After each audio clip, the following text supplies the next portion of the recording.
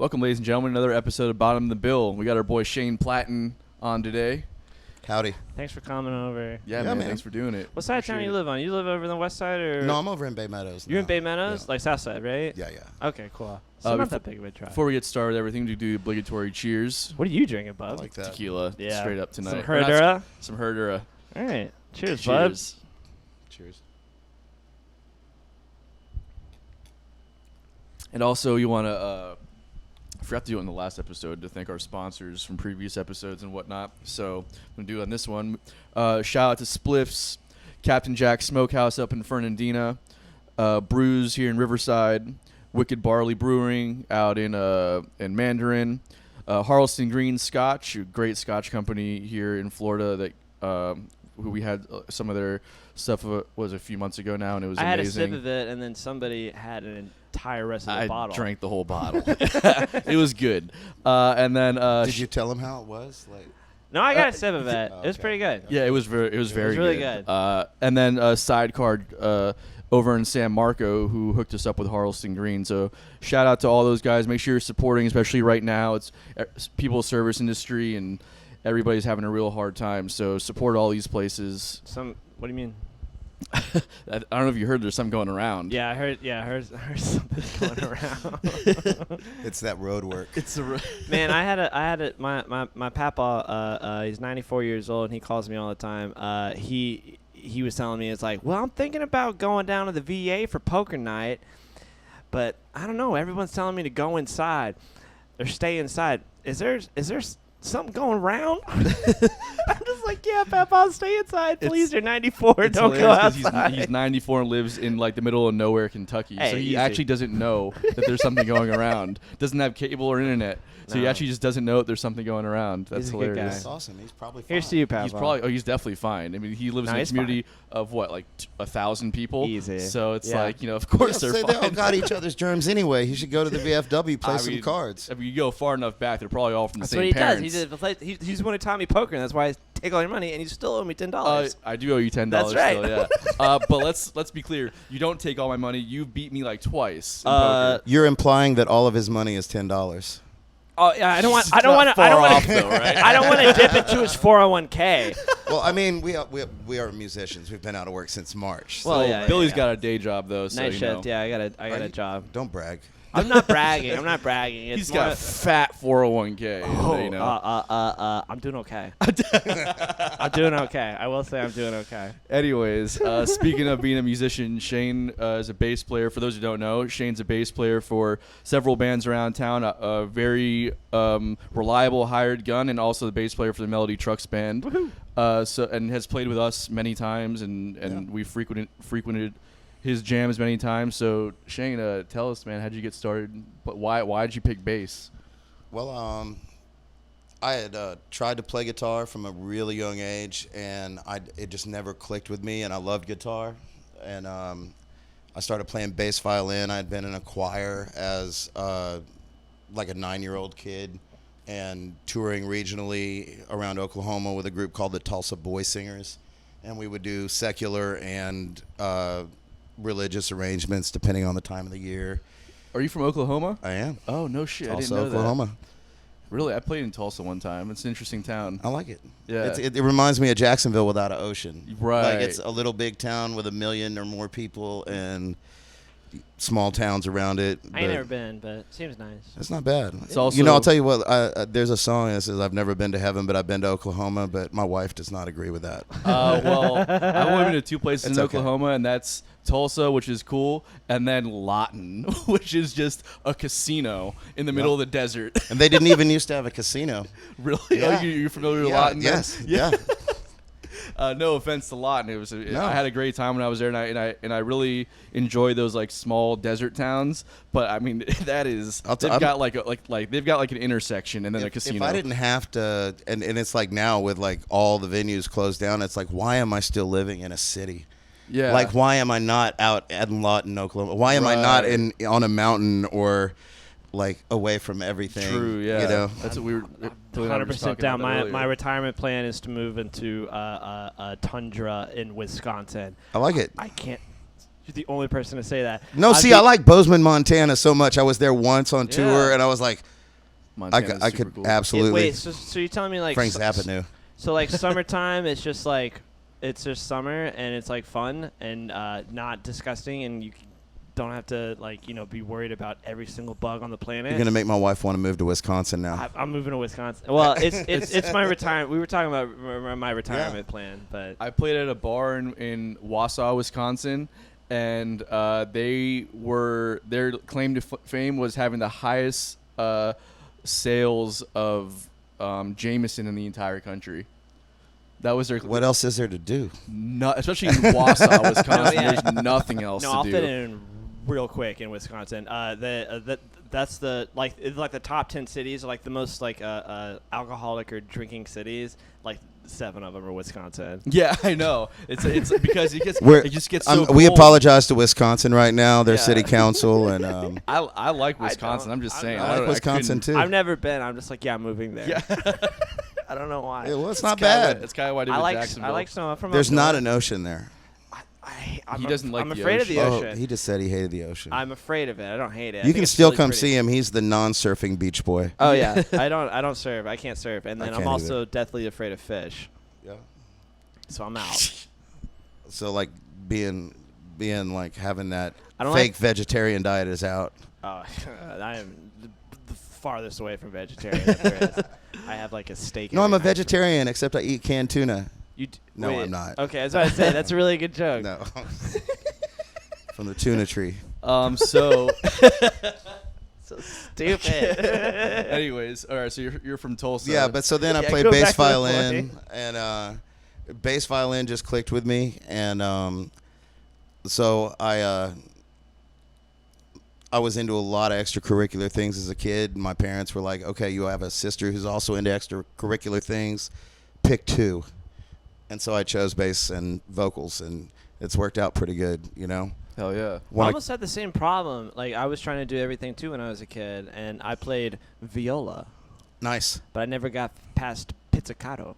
Oh yeah. No, I never got a bow or anything like that. Oh, well, that's when you get legato.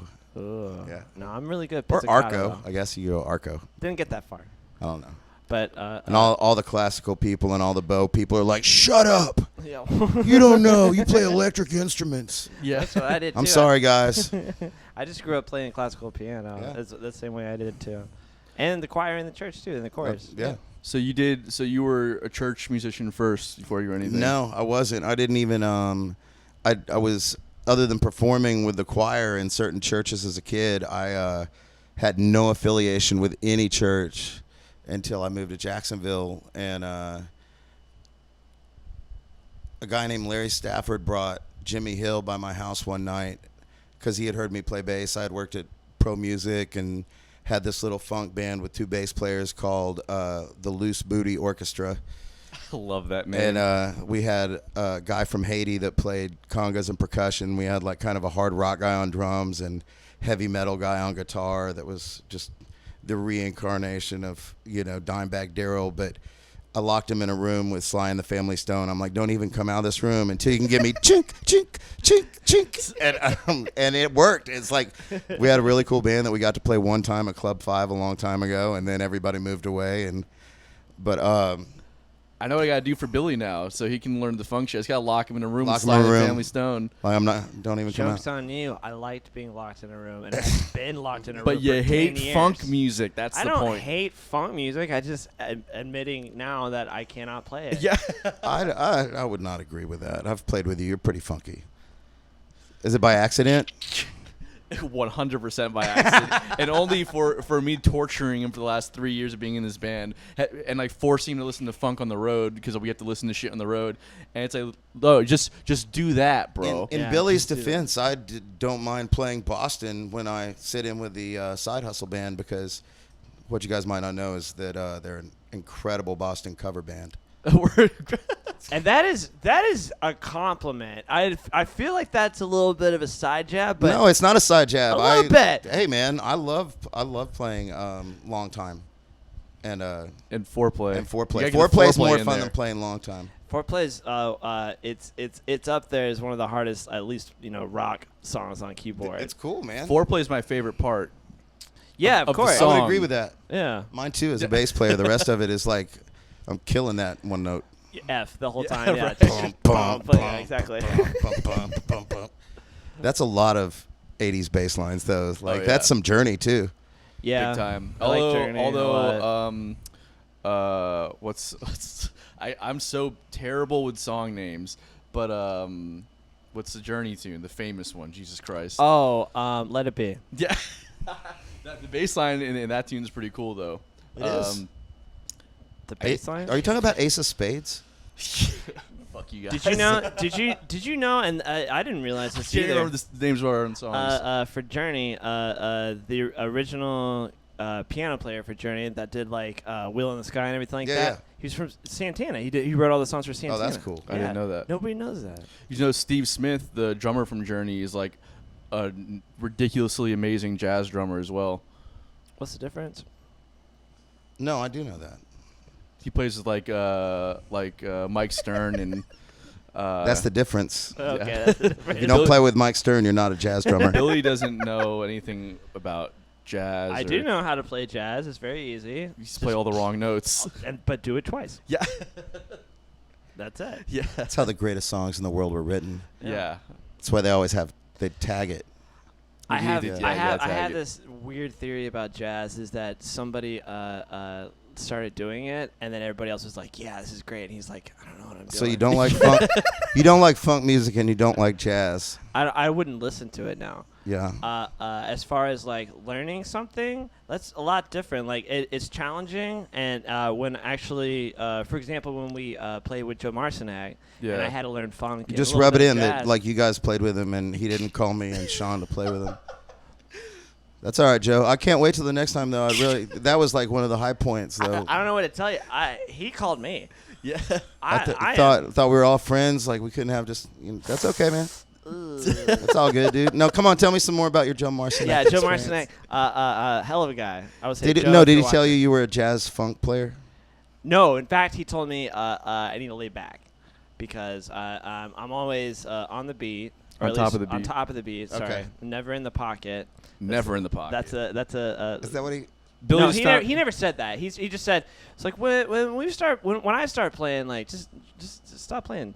Or just don't play so loud. He said just because like Billy I just think like that's an excellent lesson, like right there. Like young musicians, if you're listening and somebody else is soloing, don't play so much. don't play so much and Exactly. No, and just bring your dynamic down too. Like Yeah. Billy just like hammers the keys Well, the here's- entire time. here's what- Doesn't realize you no. can play And it yet you allow softer. him to be in your band. Yeah. You know, it's I just it's a lot of fun to rag on him though. You know what I mean? And the band also. And then secondly, Okay.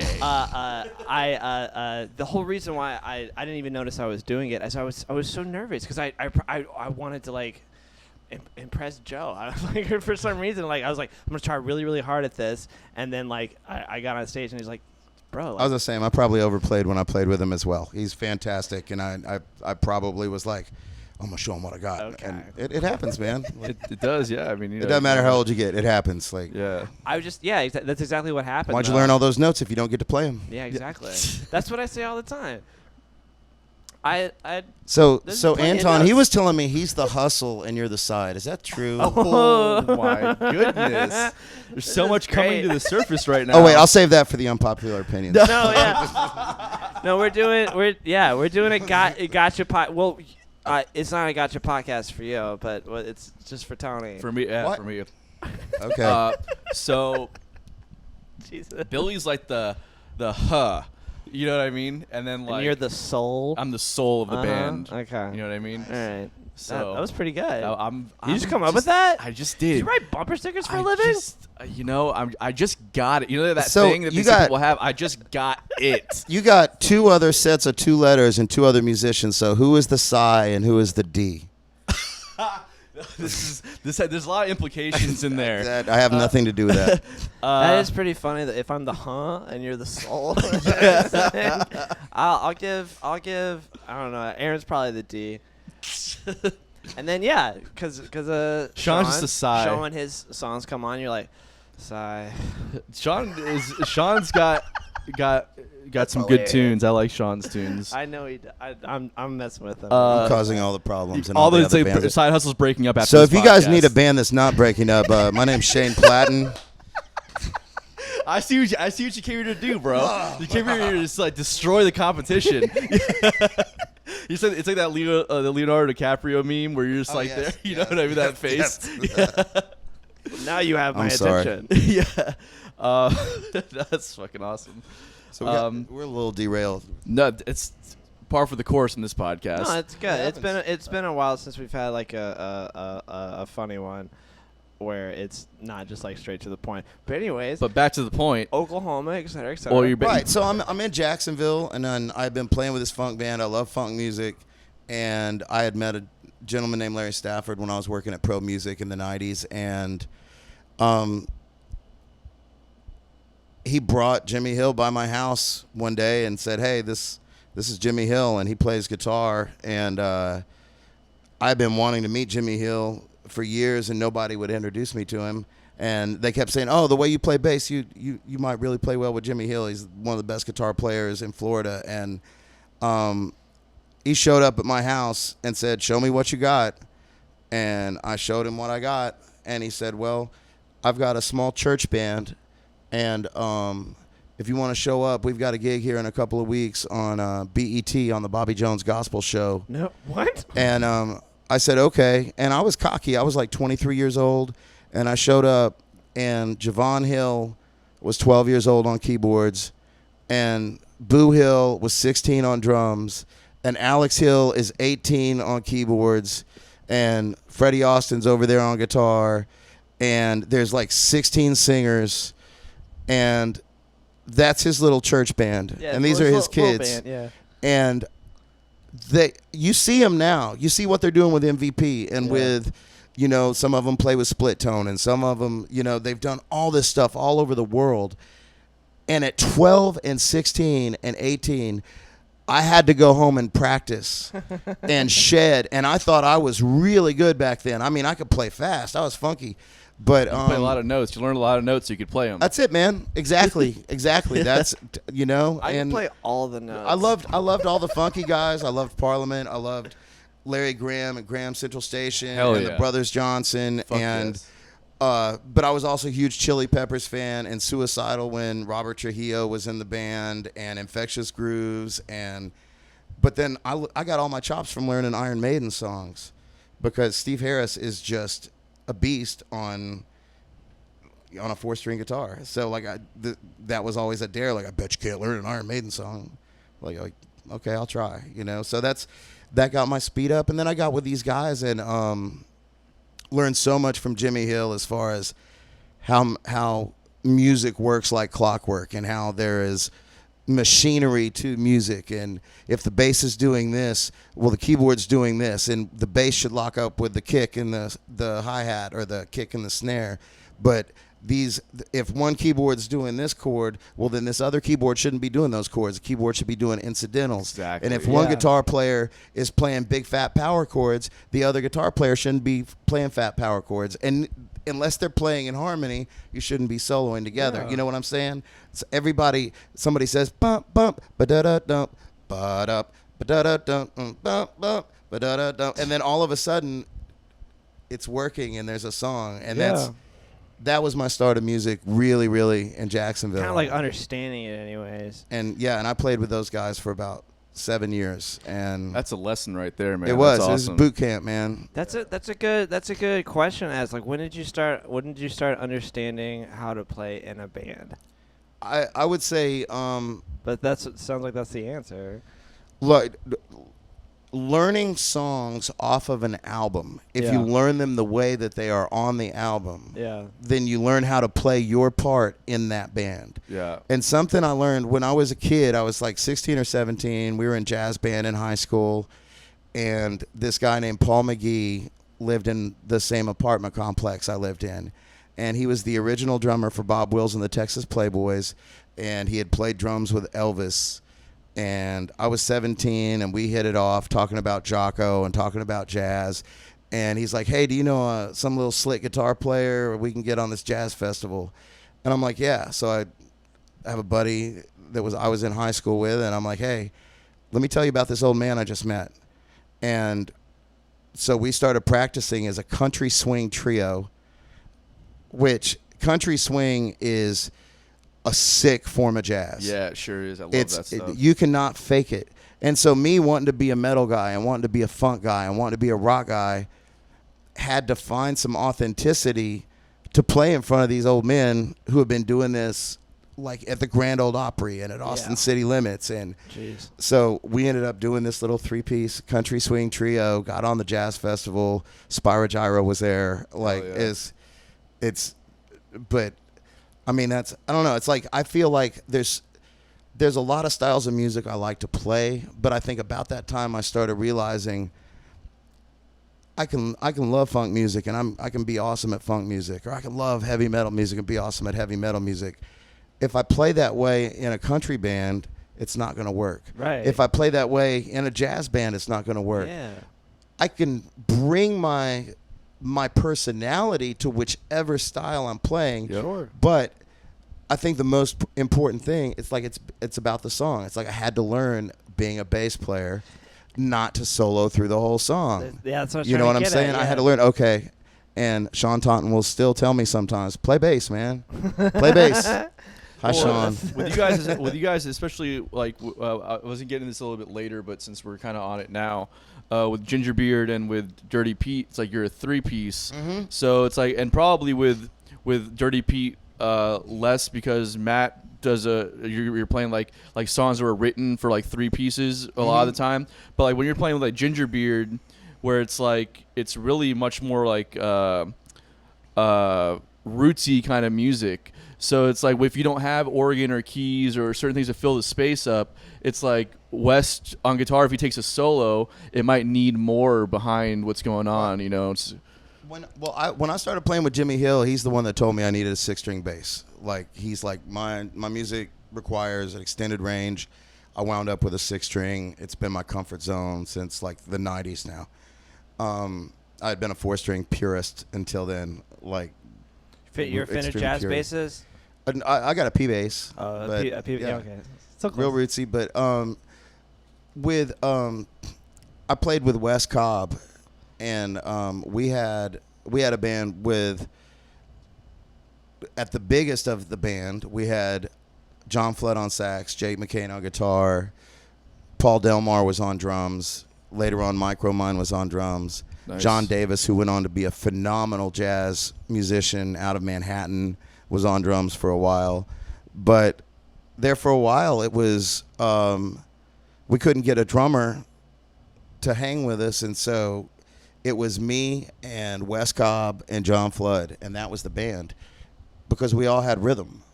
So Wes Cobb, as good as he plays guitar, acoustic guitar, his right hand is a drum. So when he's doing rhythm stuff, we just worked it out, and that's where I really got in tune with playing with a trio. So, okay, he's doing that rhythm stuff at that point, and if John's doing the more melodic stuff on the sax, well, then I'm gonna play the bass line. But since I have a 6-string, I'll also reach over here and I'll grab a couple of these chord notes every once in a while just to round out the song. But the rhythm was there. We never missed a drummer.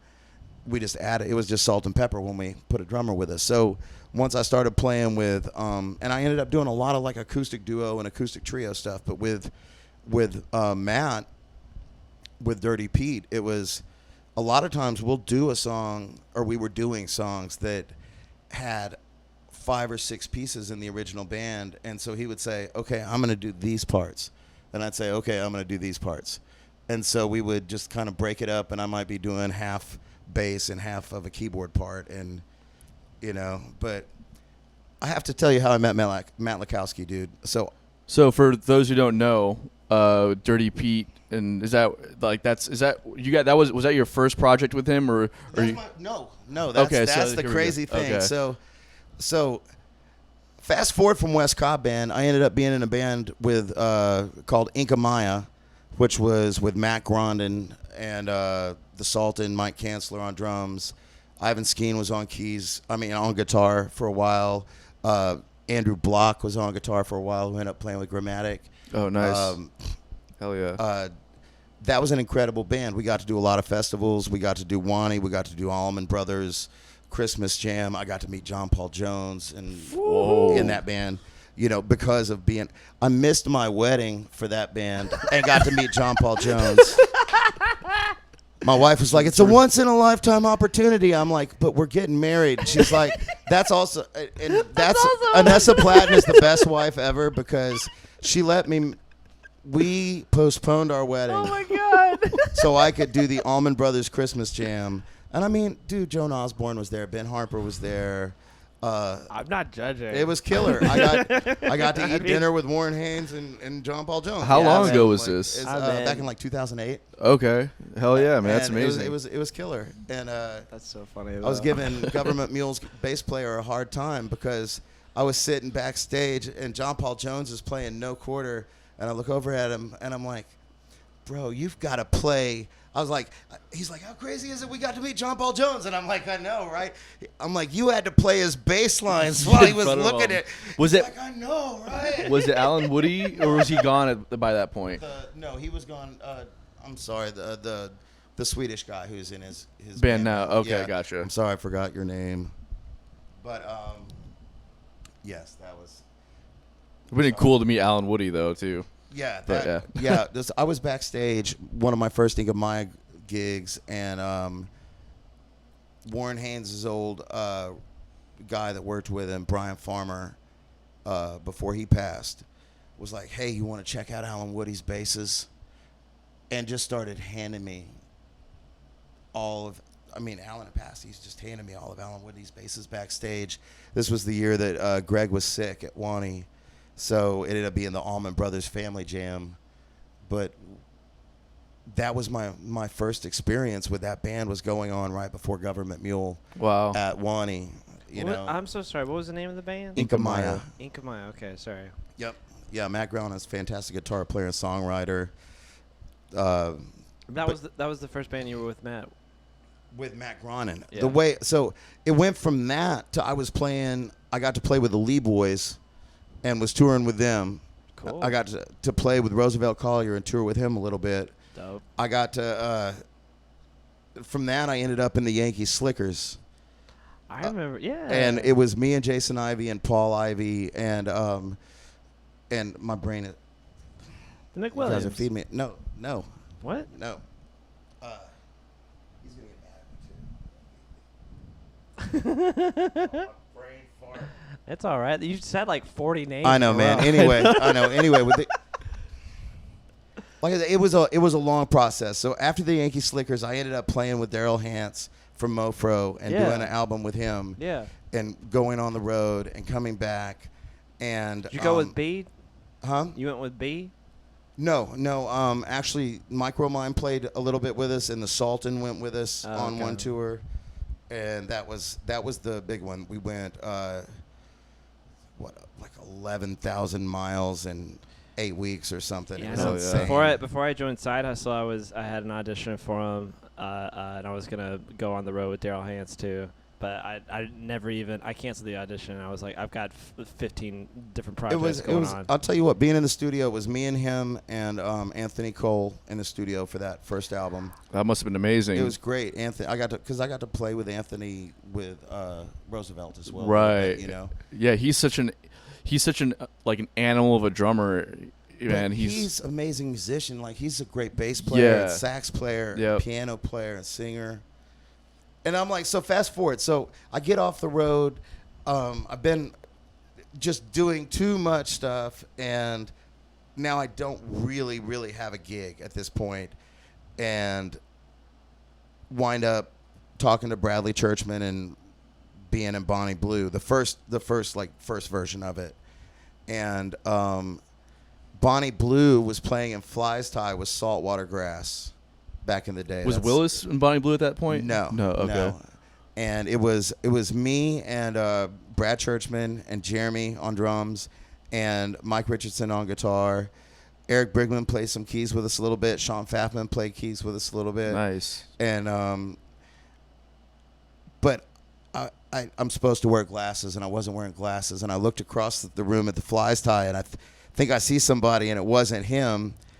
And I'm like, hey, what's up, man? And it was Matt Lakowski.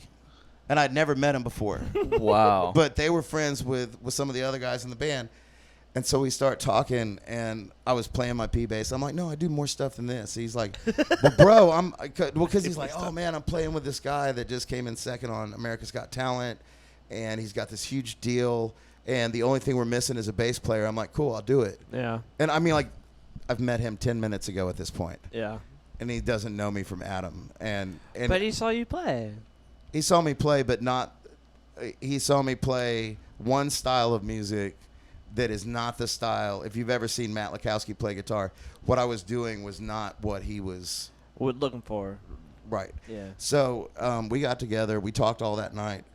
2 weeks later, my dad bought me a plane ticket. I flew to Boston with Matt. Like, met him 2 weeks prior. Fly to Boston, hook up with this guy who had played violin and mandolin and accordion with Hank 3. And we Now speaking my language. Keep going. Yeah, we picked up this guy. His name is Eli Matson. And we all drove to Maine. And the drummer had this studio in his house. Oh, okay. And we record this 5-song EP in Maine. And at the So time, weird. like, dude, it's like everybody was hitting us up. There was all these gonna happens, like big record labels, big everything, and life happens. That stuff didn't pan out the way it was supposed to. Matt and I were the only ones who lived in Florida, and we're just like, hey, you want to be in a band? And so we started Dirty Pete and the Thunder Chief. How long ago was that? That was in 2012, 2012. 2011 or 2012. And Brad Moxie played drums with us. That was in Evergreen Terrace. Yeah. Oh, nice. And then he moved to Austin, and Sean had filled in for him when he was in Evergreen Terrace. Yeah, of course. And when Brad left, he was just like, hey, guys, Sean's your drummer. Like, that's... And I'm like, what? I mean, and like me and Sean are in 3 bands together right now, you know, with Melody Trucks Band and... Yeah. Sean's great. We had him. He was like The one of our name- first by the way, guests. the He name was our of- first guest, wasn't he? Yeah, he was our he first was. guest. Yeah. Aim high, guys. Yeah. Yeah. I know. The, Girl, all right, thanks. the name of our duo, Sean and I's duo, is Thunder Buddies. Thunder Buddies. Thunder Buddies. Yeah. What's the name of that movie? You with can look the forward to Thunder Buddies and the Lightning Bolt at some point. And Thunderbolt and the Lightning Bolt. yeah, but Thunder Buddies, Yeah. yeah, that's me and Sean. We play with enough So you people. We just had to said- have our own name. So just a drummer and a bass player duo. That's it. Well, we're just kind of a package. Oh, I see your package deal. I got Yeah. you. I thought you meant like you're just gonna You play said shows. package after I said package. Yeah.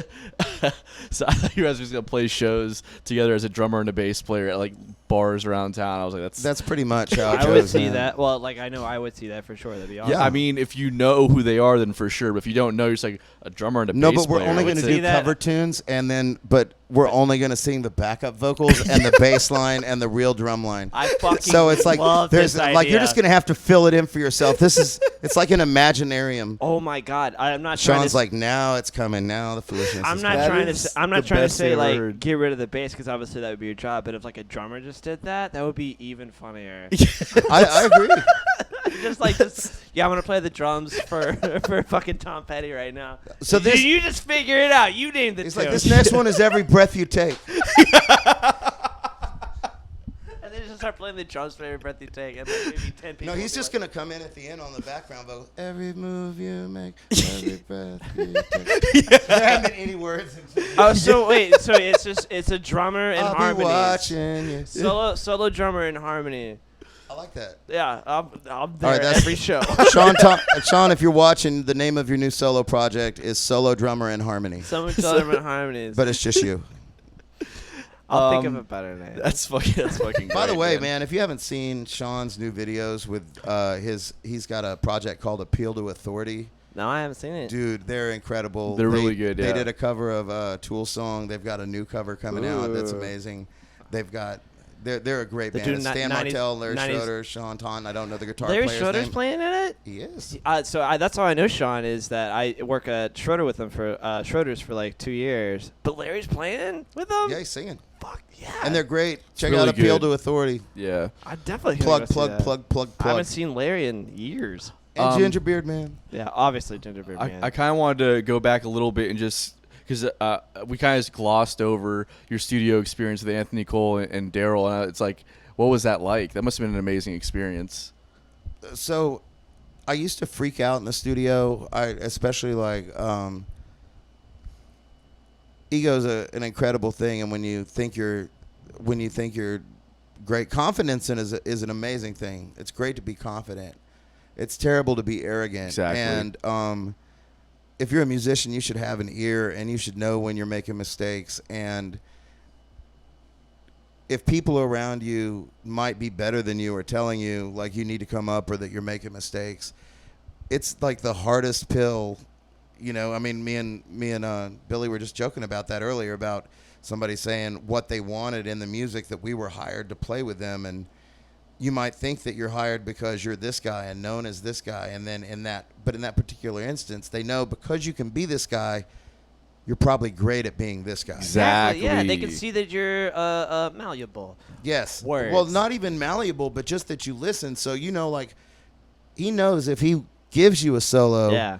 you're going to bring it. Yeah. But until then, you know, you're supposed to do your job. Exactly. So having been in these studio situations and just, like, freaked out and sucked at playing with a click track, and, like, that's another thing. Like, I've been playing at Access Church for, like, 14 years, and prior to that experience, I was not great at playing with a click track. Yeah. And, you know, being in that experience to where I don't have my amp and all I've got is my in-ears and can set my own mix or whatever. And, you know, it's like this is, hopefully you put what you need to hear in there, your click track, your guide track, your, you know, and if you're smart, you've got the rest of your band in there. So you hear what you're supposed to do.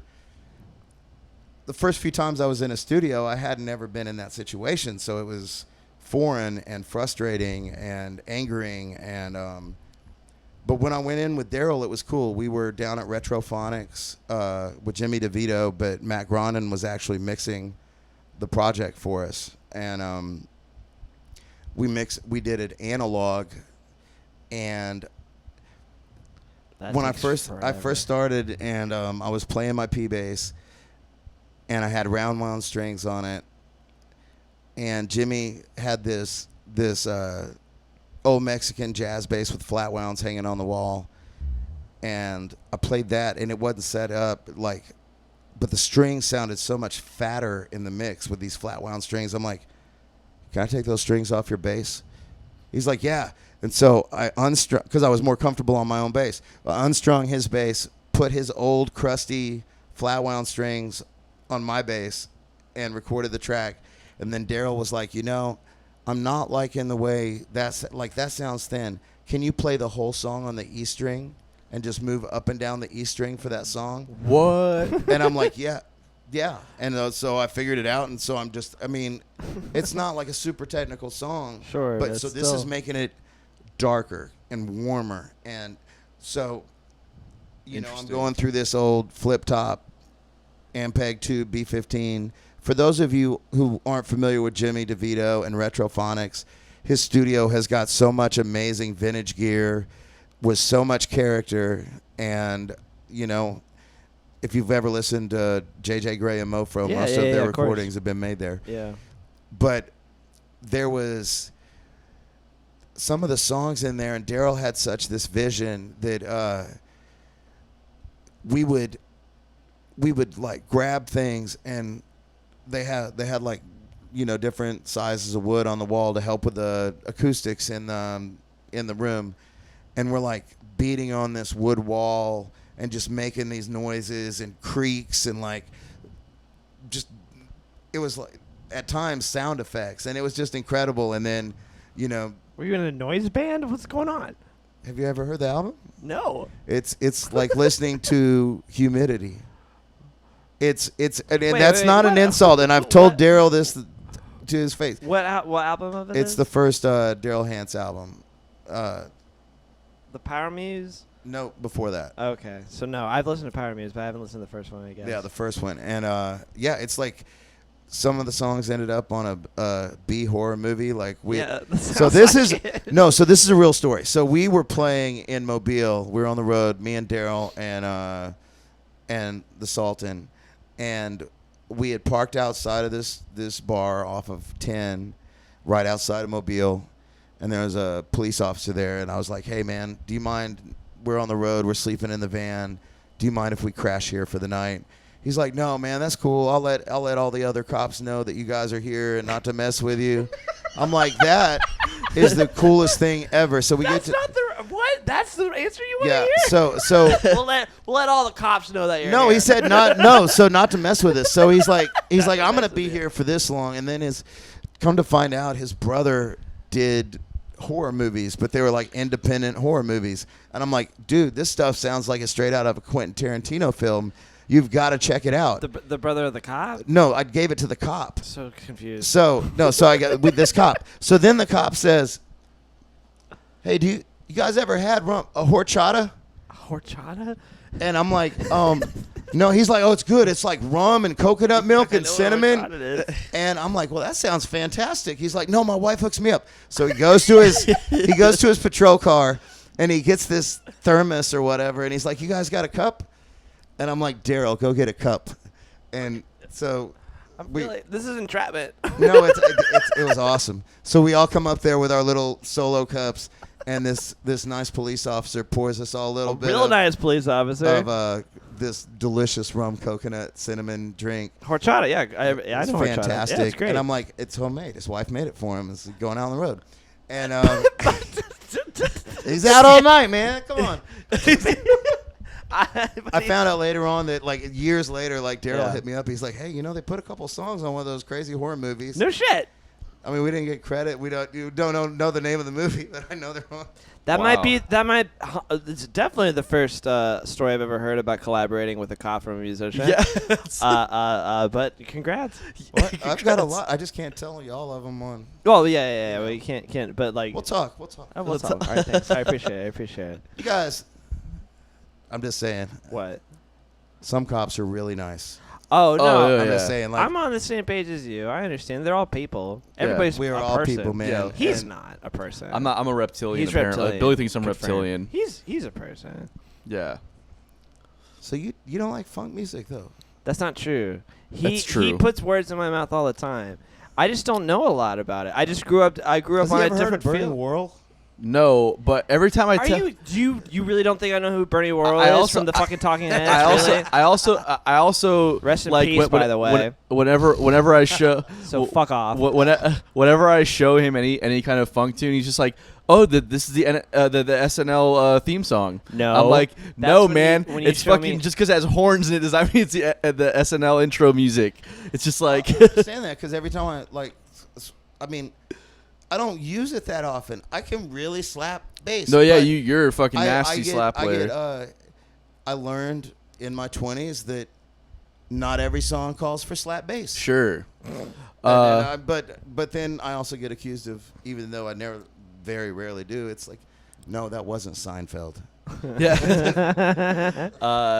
Yeah, I mean, it's just I don't know, man. It's such an important style of music to play and understand and listen to, just because it's also, aside from even the bass and the drum, it's also minimalistic a lot of the times, where it's like you hear the guitar part and the guitar is just Sure. like doing this one little chunky thing, and then you the whole listen to the keys. the whole clockwork thing. It's all a big puzzle. It's just like, No, I here's your agree. space, here's your No, I space, agree. bass, There's- drums, here's this space. Even the singing is usually pretty methodical and like very like just, it's all a puzzle. It all creates one big thing. I agree. I think you can, especially like I said, if you can listen to James Brown, but you can listen to Sly and the Family Stone, Yes. or Yeah. Brothers Johnson, or Graham Central Station, Neville Brothers, Isley Brothers. early Prince, Dumpster Funk. Love Prince. But it's like Early Prince for sure, bro. That For You album. Are you fucking kidding me? Yeah, we'll talk That about is it like- later. Michael Jackson, Off the Wall. Yes. is before it got all the way crazy produced. That is one of the funkiest albums ever. But I mean, this might be going off on a tangent, but so many times I've been told in my life, you can't fake the funk. And I think you can always strive for authenticity in any genre or in anything you do, and you should. You shouldn't just, like, my goal when I'm hired to play with any band, I don't want to sound like I don't want to sound like I said. I kind of said it before. I don't want to sound like a metal guy. I don't want to sound like a funk guy. I don't want to sound like a jazz guy. I want to sound like exactly what I'm supposed to sound like in that given minute. Right. You know what I mean? All of that being said, it took me a long time to realize that as easy as the notes are in reggae, you can't just play boop boop boop boop boop boop boop boop boop, and you know, and the difference is, listen to Bob Marley, listen to Black Uhuru, listen to you know, Desmond Decker, listen to all that Sublime. or if you're gonna talk about white reggae groups, it's the Police. It's not Sublime. Yes, What's wrong thank with you. Stick Figure? They I understand. I like They Stick Figures. understand. Stick Figures dub though. It's not But really I reggae. will say, man, Just messing around, like sorry. what I was getting to is like, I sat in with a couple of reggae bands around town, and they would say, "Man, you're really good. You play a lot of notes." And listening to reggae music, the reggae bass doesn't always play a lot of notes. And I just wanted to give props because the two people I learned how to play reggae bass from, like when I'm doing it any kind of justice at all, is Dino from Mystic Dino and King Eddie. King Eddie's awesome, man. With Peely Peely. Yeah. Like watching those guys, they've been in Jacksonville, they've been all over a long time, but anytime you get a chance to go watch, if you are trying to be a reggae player and you're a bass player, you've got to go watch those guys. Yeah. If you want to learn like one-on-one, like what timing is all about and what phrasing is all about, like Funk and reggae, man, those two styles right there really are like the cornerstone of pocket simple playing. And don't like funk can get super complicated, especially as it starts integrating with jazz and fusion and all that. But just in its most basic form, like listen to like James Brown and earlier funk groups like that, and you're like, it's all so simple. And again, listening to like Jimmy Cliff and Bob Marley and Peter Tosh and all those earlier reggae bands, and you're like, okay, well, this is all super simple, but it's like, it's so just in the pocket, all of it. You know what I mean? I think a lot of times it was simple to frame the ultimate message or the ultimate melody, and I think that's a lot of in the most. In my opinion, even though I really like really technical music, I think that stuff like when it's about the song, and even if it's instrumental, like with Schofield, like we were jamming on last night, the music in and of itself is pretty simple, but I look at the music with the rhythm section as like a frame around the melody. You know what I mean? It's like a picture frame, and it's holding that melody. Showcasing, and I think when you're talking about funk music or when you're talking about reggae music, I think it's almost the same thing. It's like that rhythmic structure and that clockwork, it kind of holds it's like a framework for what the message is. And whether that message is the words in the song or whether that message is the melody if it's an instrumental. I would almost say like too that it's almost like harder to I don't want to ever call funk minimalistic by any means, but what you're saying is that it's not a lot of notes the whole time. You know, like right. it's everybody's got their place. But it's not always. Right, it's not always. I mean, it's not, Herbie Hancock's like all over the place the whole time. But like when you're talking about like old school like 70s funk and everything like that, like it's always just everybody's got it's a puzzle purpose piece. and then you have to also remember that it wasn't on computers or samples. Like they had to okay, you play this, you play this, you play this, you play this, and then let's make sure that it all fits. And good Lord knows how long that's going to take. But there's this elegance to it and science to it that is very complicated. Exactly. And so it's interesting. We were talking about in the beginning about like when you're learning how to be in a band is to basically it's just shave off just to keep playing less and less and less until you're playing just like boop and that's it. If that's what the music calls for 100%. No, it's an exaggeration, but I'm just like still and like I won't say all funk is simple. I mean, because Victor Wooten is one of the funkiest people in the world, and it's definitely evolved from where, but just from the original kind of incarnation of funk music, it was very simple, kind of and then same thing with reggae, and it's evolved and production with dub music has gotten a lot more intricate as well. So it's like it all evolves over time, but just at its most fundamental time, funk and reggae and things that are very groove based. Simple sounding, yeah, anyways, is what I would call it. Yeah. It sounds simple. Right. It fucking takes It's forever a puzzle to get piece, there, man. So you though. see the end result of the puzzle, and you're like, yeah, anybody can put a puzzle together until you start realizing, like, oh, well, how do you make the pieces actually fit together? And that's what it's all about, you know? I agree. Trying to think of a better analogy about it being like, oh, it looks really easy, and it's like, it is not easy. No, I mean, it's a feel thing. Like, you can play those notes all day, but there's also a difference in listening to a funk song and listening to somebody who may not understand the feel of funk play a funk song, and we've all gone through that pain. And that's me still. Yeah. I mean, you know, you're getting a lot better. You're too easy on yourself. I'm really bad. No, some of this stuff on the new. No, I'm bad. No, some of this. Like, no. Tell me how much not bad I am because I need to hear it. No, I don't need to hear it. Some I know of, that I. No, so you listen when the new Side Hustle record comes out. Yeah. You'll listen to it and you'll hear how you've been able to really, you know, kind of hone Sit in. in. The pocket. Just, I mean, you know, I'm not on that one. You've honed in. You're not on the. No. What? I'll give you.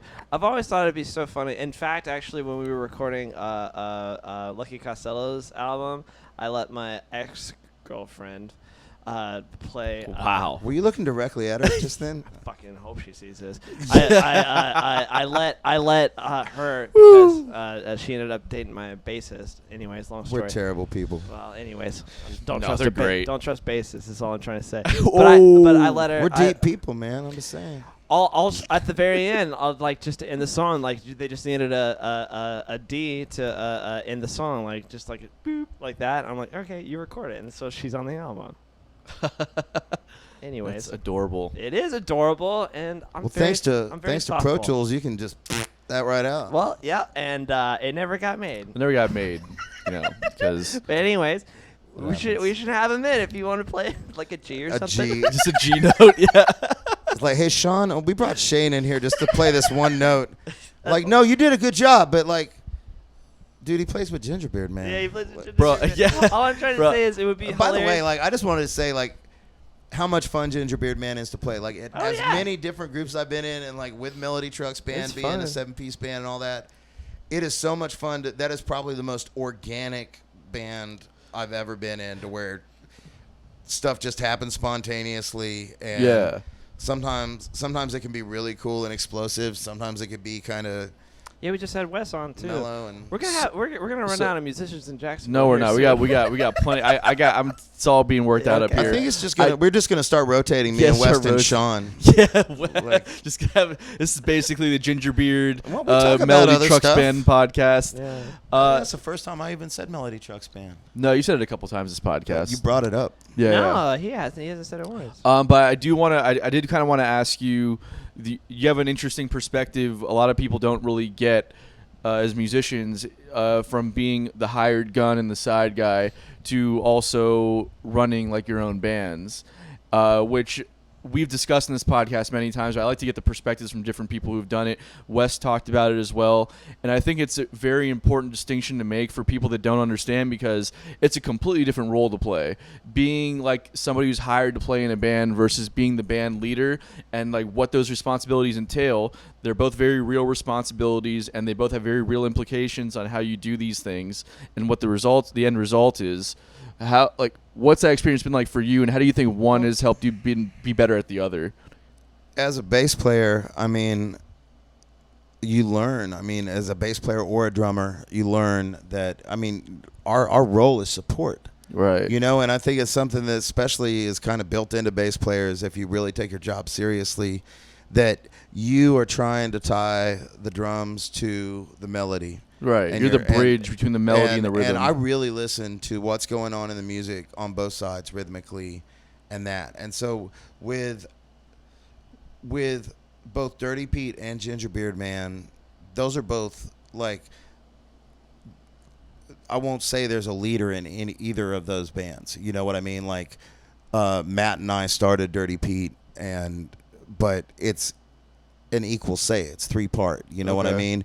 And it's the same thing with Gingerbeard Man. Like, we're all three equal. We all respect each other equally, and we all have an equal say in what goes on. You know, I do the booking 90% of the time.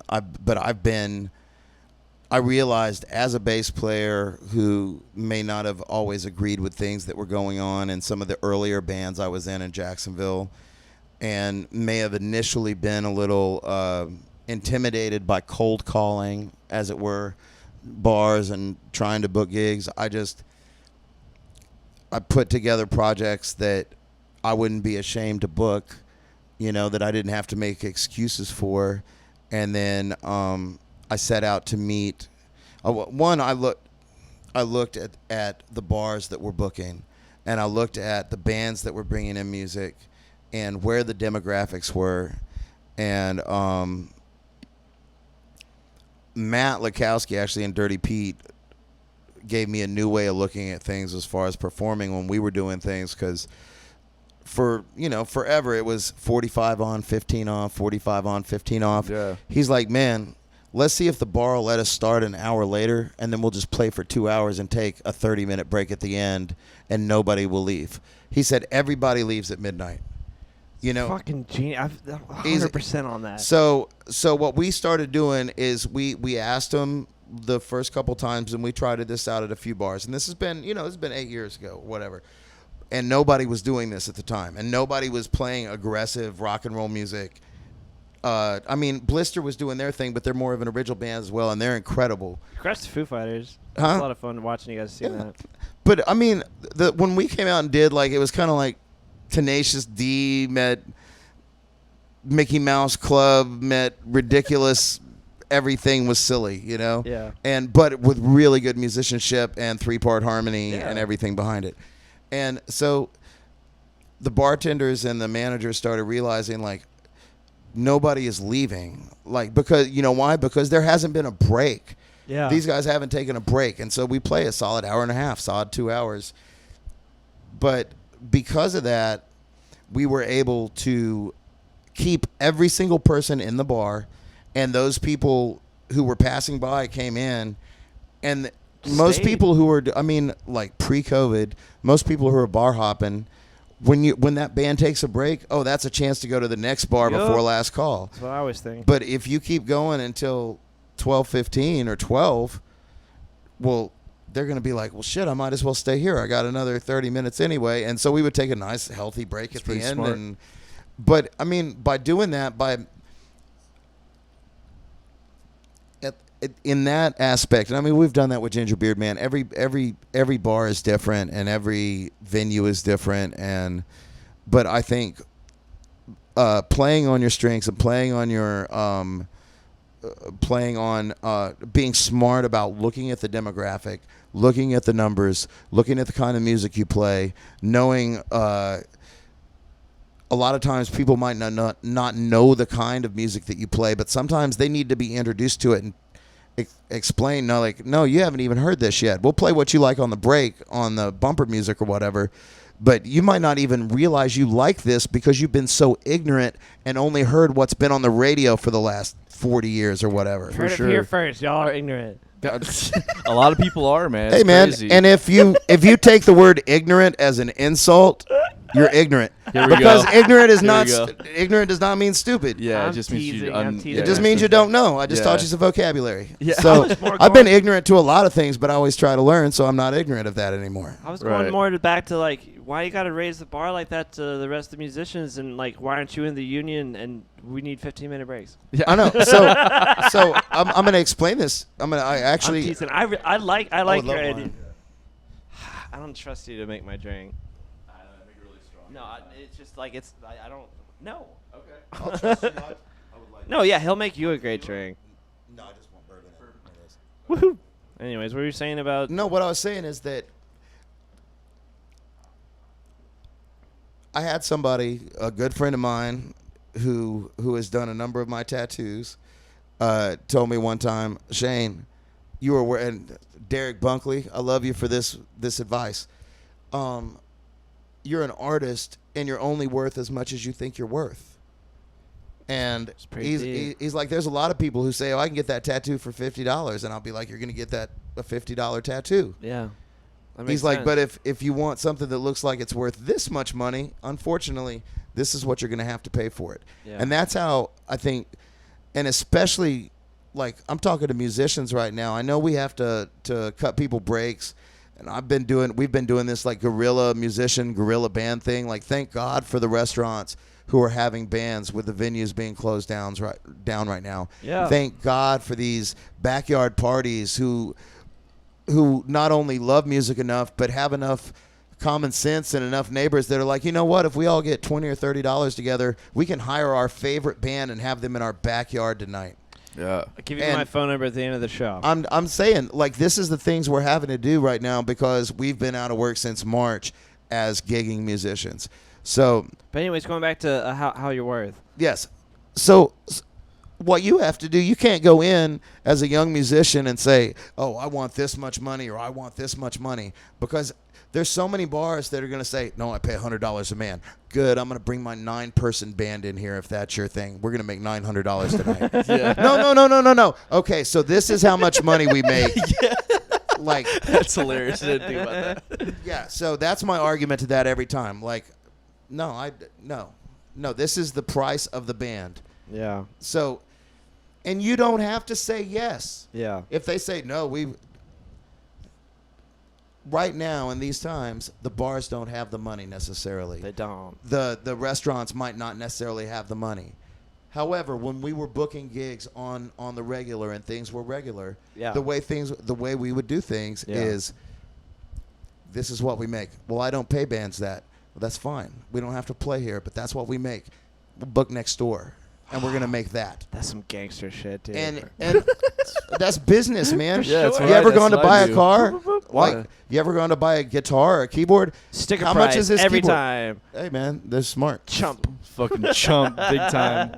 If No, you I ask- was It never hurts to ask, but No, at I the know. same I'm time, just teasing. it doesn't hurt to play the first time for a little bit less money, Yeah. with the understanding that you're not going to book 18 gigs for $300 for a 5-piece band. You're just Yeah. not going to do it. Yeah. You're going to say, okay, man, I might give you this gig, but once you see my crowd, this is my price. Well, it's- and if I'm playing for that little money, we're going to do a shorter gig. We're going to get a bar tab and maybe some food out of the deal. Well, and Yeah. there's You put also your the foot in whole the door, thing too. the whole thing when it comes to, so Wes makes a good point about the 10-year thing, but say yes to everything. 10-year at wait. first. I love. And, I yeah. love it. So there, I think that, you and I might disagree a little bit on this front, where I feel like if you're just starting out, you should probably just take any opportunity you can, and the bar will pay less money to go to have someone like that who says yes to those kind of scenarios. However, you're also going to realize that the person you just hired is not a professional.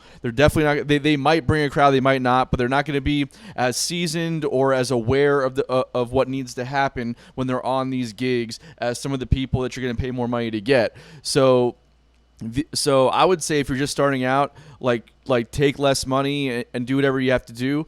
But for me, when it comes to like bar gigs, I don't even think about the crowd bringing out per se, because it's like well, we're not here to bring your crowd. We're not selling tickets, right? We're not. I would agree with that, but I will also say that as a business owner, you're always going to be more likely to hire somebody that you've heard of or that you've seen out in public who has a crowd out in front of them than somebody who's like, I really want to play in your bar. It's cool. Yeah. You Well, know?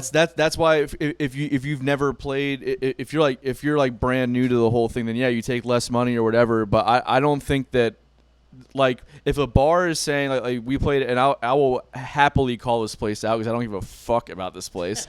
But Sea Chasers out in the beach, I'll go there. They deserve it. When you want to, when I show up, They and partner I- up with Margaritaville. We're gonna be on the fucking What- streets, man. when Sorry. when we went into to play, the first thing they asked us is, "Well, do you have a crowd coming?" It's like, okay.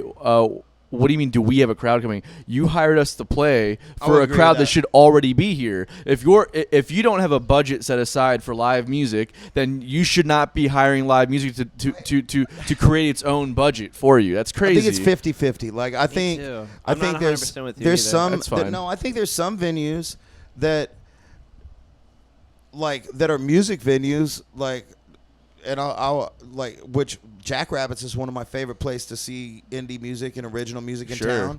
town. There's Just the different Archetype, business. there's 1904. Different businesses, though. No, I agree, but that's what I'm saying. Like, when you go into a place like that, you know that they're not open every night just as a bar. They're a venue. They're a space. venue, and so when when a band shows up, the band is going to bring their crowd. People are going to buy tickets to that. Right. That's how you get paid as a band. I think That's too fair. many people haven't been in the bar industry or the entertainment industry and might really not understand how there are kind of, even though we are part of the entertainment industry, and in a lot of ways we're blessed in that we're able to do these little guerrilla like pop-up gigs right now during this, but I think during that there was a lot of people who expected, like, oh wait, I saw Dirty Pete and there was 500 people in that room, and I'm like, yeah, but it's also the most popular bar at the beach. Exactly. And I mean, now I won't say that. I will do a little non sequitur in saying all of that. Right now, like, there's some things going on with Facebook, and they're talking about not putting any live feeds up. Yeah, I I was talking saw about that. that today Just before you talking came about over. But I'll say this. I supported every one of my friends that was doing live feeds and all the social distance fest. Gingerbeard Man, other than a few gigs that we've done, has not done any live feeds. We were doing some rehearsals and working on some new original material For at the hire. beginning of this. Yeah, what do you do? He can't play funk, but I mean, he can do anything Oh else. no! No, what I'm saying, to record it. video. what I'm Okay. saying is that I do know how to do that. I'm saying we weren't even doing it from our phones. Right. It was kind of a balanced decision that we had. Like, we can either do this every day and like try to give somebody a resemblance or some semblance of seeing us play live, Yeah. even if we're in our room or our garage. But we didn't do that. Yeah. Like, a couple of the parties we've done, and a couple of the live gigs we've done, we streamed it, for better or for worse, whatever it was, on Facebook. There might be some YouTube stuff, but I will say, I think in large part to the fact that we weren't inundating our streams with our live stuff that we were doing. Every time that we have had a live performance since March, since we've been allowed to play back, it has been like the best crowd that we've ever had. Yeah. And they're all excited to see live music. They're all excited to see us. It's like all of a sudden people are remembering, like, oh, this is something. I know, yeah, whatever. They used to play out 5 nights a week, or, gigging is hard, but it's amazing to me, like, now these people are like, So yeah, I was gonna say, what's your argument then? Are you saying, like, don't do the live stream stuff? I'm not saying that. You're not saying that. I'm not saying that. I'm saying that's it. It's an observation. Oh, you just Yeah. That like, I that's know what happened to you. that happened to us. Oh, okay, I see. Because, and I mean, but I will say that for us, it was also a measured thing. People are hungry for live music. Of course. Yeah. And I mean, maybe it's because I'm married and have a kid, and Sean has a day job, and Wes lives in Georgia. There's also a reason that we haven't been together filming our lives like the real world every day. Sure. For the world to see. But the like, going back to what we were talking about like music venues versus like bars and stuff. Yes. This is kind of kind of what I'm saying about it is, like, you'll notice more people showing up when you're not playing so much. So if you're playing once a month or once every few months, and people come out to your gigs, scarcity in the market. That's a factor when you're playing original music, when you're selling tickets to shows. When you're a bar band and you're playing 5 nights a week, that's why I say that whatever crowd you bring is irrelevant to the bar, because I'm playing 5 nights a week in this band, and I'm playing music that's already been market tested and approved through radio and whatever else, and sales of records. It's like, we're not coming. There's some cover bands, and Dirty Pete would be in this kind of Group? under this umbrella that I'm talking about, where it's like there's some cover bands that bring their own flavor to the mix, which gets people, and that's how you set yourself apart. However, I don't think that if I go up to a bar, it's like, because when we were doing Hangout Express versus Side Hustle. Hangout Express is our cover band. We're not bringing the same kind of energy or anything close to what Dirty Pete does.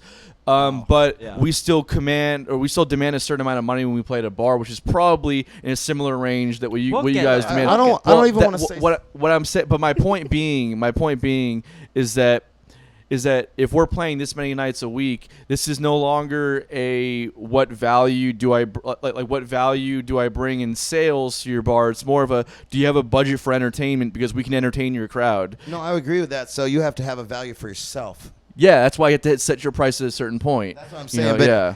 And I mean, like, I have, it's like, I mean, there's numbers I like to make more of, and and that's what's been so crazy about this whole COVID thing is I've been doing live music a lot, and I've had so many, this is that moment, this is that record deal moment, or this is that springboard moment, or this is the next circle of the onion moment. And I mean, if you understand the entertainment business, that's kind of how it is. Like, there's like these different levels, and it's like, it was a long time that I wasn't doing festivals when I was concentrating on Dirty Pete and doing that kind of music. And it was a different kind of, when we would do big stuff, it was more like Key West and Fantasy Fest and the 37th annual Toga Party. And that's the first level of the onion there. Yeah. But what I'm saying is, call before it. When I got back to the, I like the onion when analogy. I got back to the festival circuit, though, it was nice because it's different when you buy a ticket and then you're back, or you're are an artist. Yeah. And that's a third layer of the onion right there. I want to say this though about it's always this topic that some coming up with about original bands versus cover bands and all that stuff like that. I'm saying this: why can't you, like the way that Dirty Pete is, the way that any cover band, make it a show, like make it that's product? what you can. Yeah, you totally That's what can. Dirty Pete did. I mean, when we stopped. There was times where we had talked about original music, and I think we were just going in different directions creatively, but we work really well together chemistry-wise. Yeah, of course. With Gingerbeard Man, we do covers and originals, and that I think when we do our cover tunes, we're doing them in a way that's like we always try to be different. So if it's like a country song, we might do it funky, or if it's a southern rock song, like Southern or Simple Man, we're gonna do it as a two-step. When we do Grateful Dead, we do it electronic. It's amazing. Yeah, or Allman Brothers. Or Allman Brothers too. Well, I wonder who does that. My yeah. Name dropper. My whole thing with it is like, if you're gonna do, like, if you do original music, there's an avenue that gets you to certain next levels. When you're in a cover band, there's avenues that get you to certain next levels that can make you, and as a cover band, you can make a bunch of money. I'm not saying that this is like a different or less valuable route than the original band grind. I'm just saying that they're different grinds. Do you know so what it's the epsilon of that is, though? Is the postmodern jukebox, for sure. They're amazing. Yeah, they're amazing. Yeah. You can say Dirty Loops as well. It's all It's just a cover show, though, is it not? But no. Postmodern Jukebox has a lot of their own music, and they do covers on YouTube to get the likes. I mean, the Main Squeeze is doing the same thing, right? But my point being is that if you want to be an original band, because there's no more new songs to be written. That's kind of where it's kind of. I know all the notes. I told you. The same thing with movies, though. It's why they're just making remakes, because there's no new ideas. I don't want to go down that route. So, but my point being is that if you're in an original band, like, and you want to really be an original band, you play locally, a few times, or a few times a year, 4 or 5 times a year when you're first getting started. You sell tickets to shows, and that's how you build your base, and then you go on the road after a certain point of doing that. Well, if you're in a cover band, you play bars, you build up your catalog, you build up your repertoire, and then you move up to weddings and corporate gigs and start making more money. It's insane the amount of money that wedding bands can make. It's dude. insane. Playing simple cover tunes. I mean, you're talking 6 figures sometimes. It's absolutely. Wait, hang on. What? Yeah. What are we doing? We can get Nico back on the podcast and you can talk about it. What are we doing? I'm just so saying. what I'm saying is, I've made a lot of money playing cover tunes over the years. That's how I've made my living, more so than playing original music as like if I had to choose between working in an office or playing cover tunes and making the same amount of money a week, I chose playing cover tunes. Oh, totally. That's how I make But- my living too. But I will say that playing those cover tunes has made me a better musician. Quit tonight, bud. To where, like, I feel like that if you take that stuff seriously, then you end up being, when it's your turn to write a song, Yeah. it's easier for you to write a part for that song. Because Yes. I'm like, oh, like I might say, oh, well, man, I remember this one line that, man, they kind of felt like this, and it was a song that was kind of like this. And it's not that I'm stealing from these other songs. It's that No. I've got these little 3 and 4 note phrases in my vocabulary Yeah. from all the music that I've listened to that's like, oh, that would be a good idea. Well, Yeah, I mean, that's how man. anybody, unless you're a reptilian robot, the only way that you learn music anyways is You- by learning other songs. Are you a little bit Sleestack phobic, my friend? A little bit. A little bit? A little bit. I I don't know what that means, I don't but know what that means either. So, Land of the Lost. I'm Land going of to the challenge you Lost. to Google Sleestack from the 70s, the original looking Sleestack. It's kind of like the guy from. I never saw Weird. Land of the Lost. I'm sorry. I'm a huge okay. movie buff I too, but I it never was a saw TV it. show. I It's know great. it is. I know it is. But like, I feel like I should know what. I know what Land of the Lost is. It's It all doesn't right. matter. We've gotten way off topic. Actually, I think that you should be like every musician should be a bar musician at some point. I would it's agree like, with that. It's Yeah. like you have to first off It's like being a private. like when I first started. No, that's because I it's will the say service this. industry of the music world. Being in that position to where you are in charge of your own sound, you're in charge of your own gear, your own everything, Your own business, like- and you have to learn Everything. other people's music. And You have to learn it the right way. So though you can tell if you've ever seen something go wrong on a big stage at a festival or at a coliseum or an arena or whatever, something big, and something's not right. The ones who always have their shit together, or the ones who have been in the trenches forever, like, no, screw it. Like, I will just unplug here and plug in here. It's not a big deal. exactly.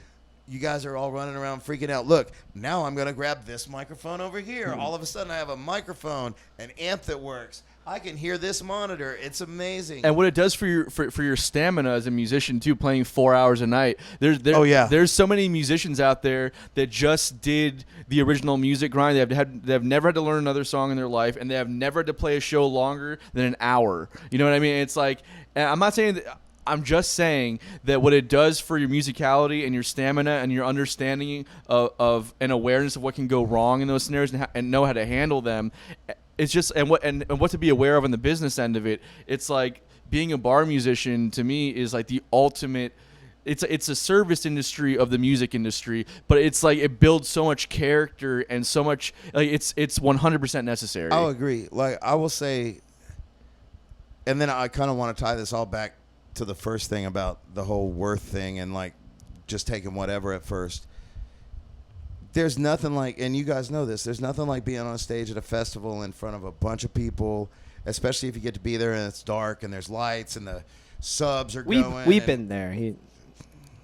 one of these days, Anton. Yeah, he'll get it. Yeah, Tony will just get it keep one trying. day. He'll get But it I one mean, day. like, you get that giant feedback, but at the same time, there's a certain anonymity. So it's, you know what I mean? And I feel like playing in these bars, like, I miss playing at the Fly's Tie every Tuesday. Yeah, that was my man. favorite. Miss playing at Lynch's, you know? And there's a certain amount of intimacy that you don't get from playing in, you know, larger in a festival. stages. I love the festival. That's my favorite. That's Like, when you look so mysterious, and who knows what you do behind. you don't the have to be. stage You and can behind you the can approach curtains. me. We're friends. I'm not that mysterious. Not me. I'm talking about the fans and Dude, what you didn't your tell image him? is. Like, I'm not that scary. Like, I know it's It's you it's You can touch it. I don't want to touch the beard. It's I'm, just I'm your- more you're I'm just- more it's intimidated more of by your- the I don't the even know what mohawk. you. It's not a mohawk. Well, Well, the no, mohawk it's a that's not flat up right now. mohawk. It's a flat. It's a flat or mohawk? your general just no, it's disposition. totally a mohawk. Back where I grew up, we I didn't want to we call that intimidate a- you and have it coming out with We a call mohawk. that a Kentucky waterfall. You know, in the well, I will tell you what. In the back, I'm kind of looking like Gross.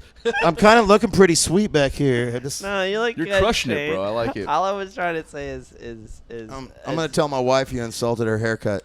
I am I thought Billy was nicer than this, and so I'm sorry. He's not. I'm He's not. not. I'm not. I'm sorry. But he did give me his business card, but it was a Pokemon card.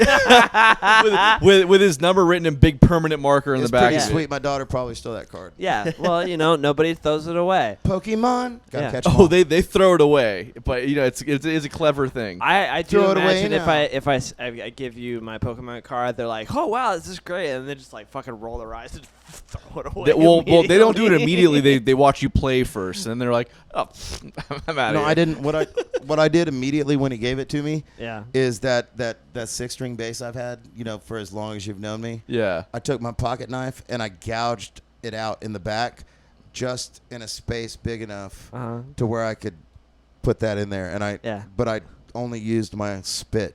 I was like, but all the wood chips were on the floor. Sure. It's a custom bass. Yeah. It's a custom bass. Well, it's a custom business card, so it matches. Yeah, it works. Yeah.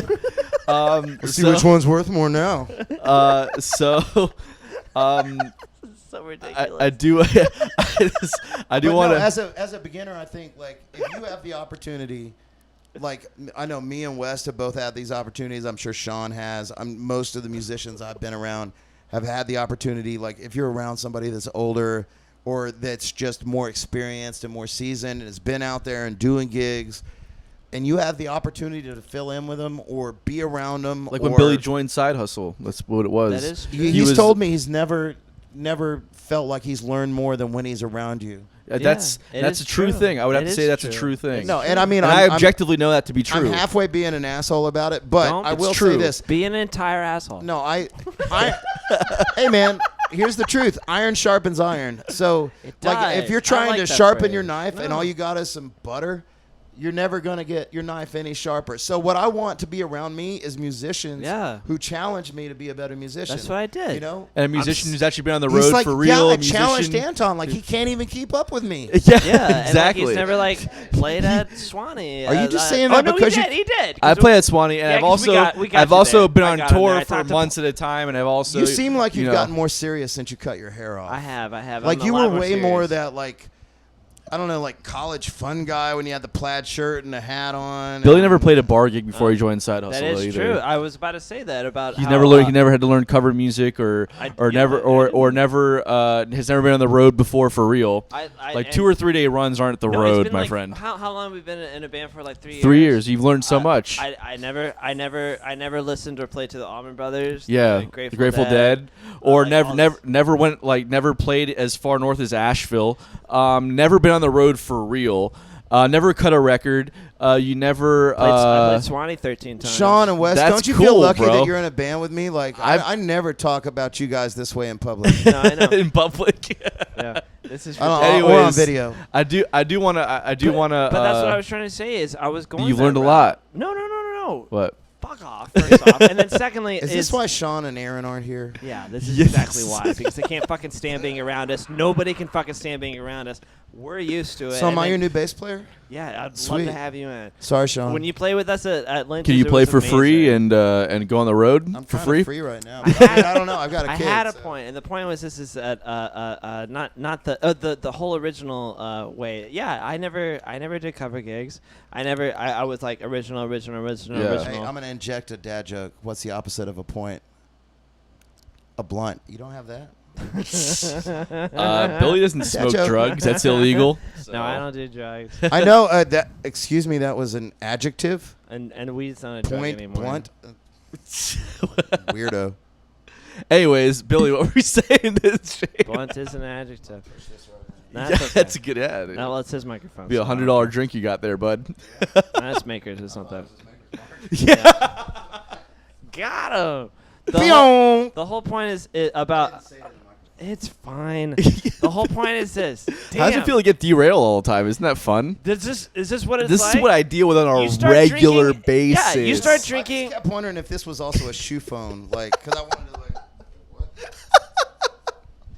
I love this. I'm How sorry. tables have turned. This No, is great. the amount you have to drink about the same, like about 3 or 4 drinks, and then you become the ADD that I have. Are you Yeah. insisting?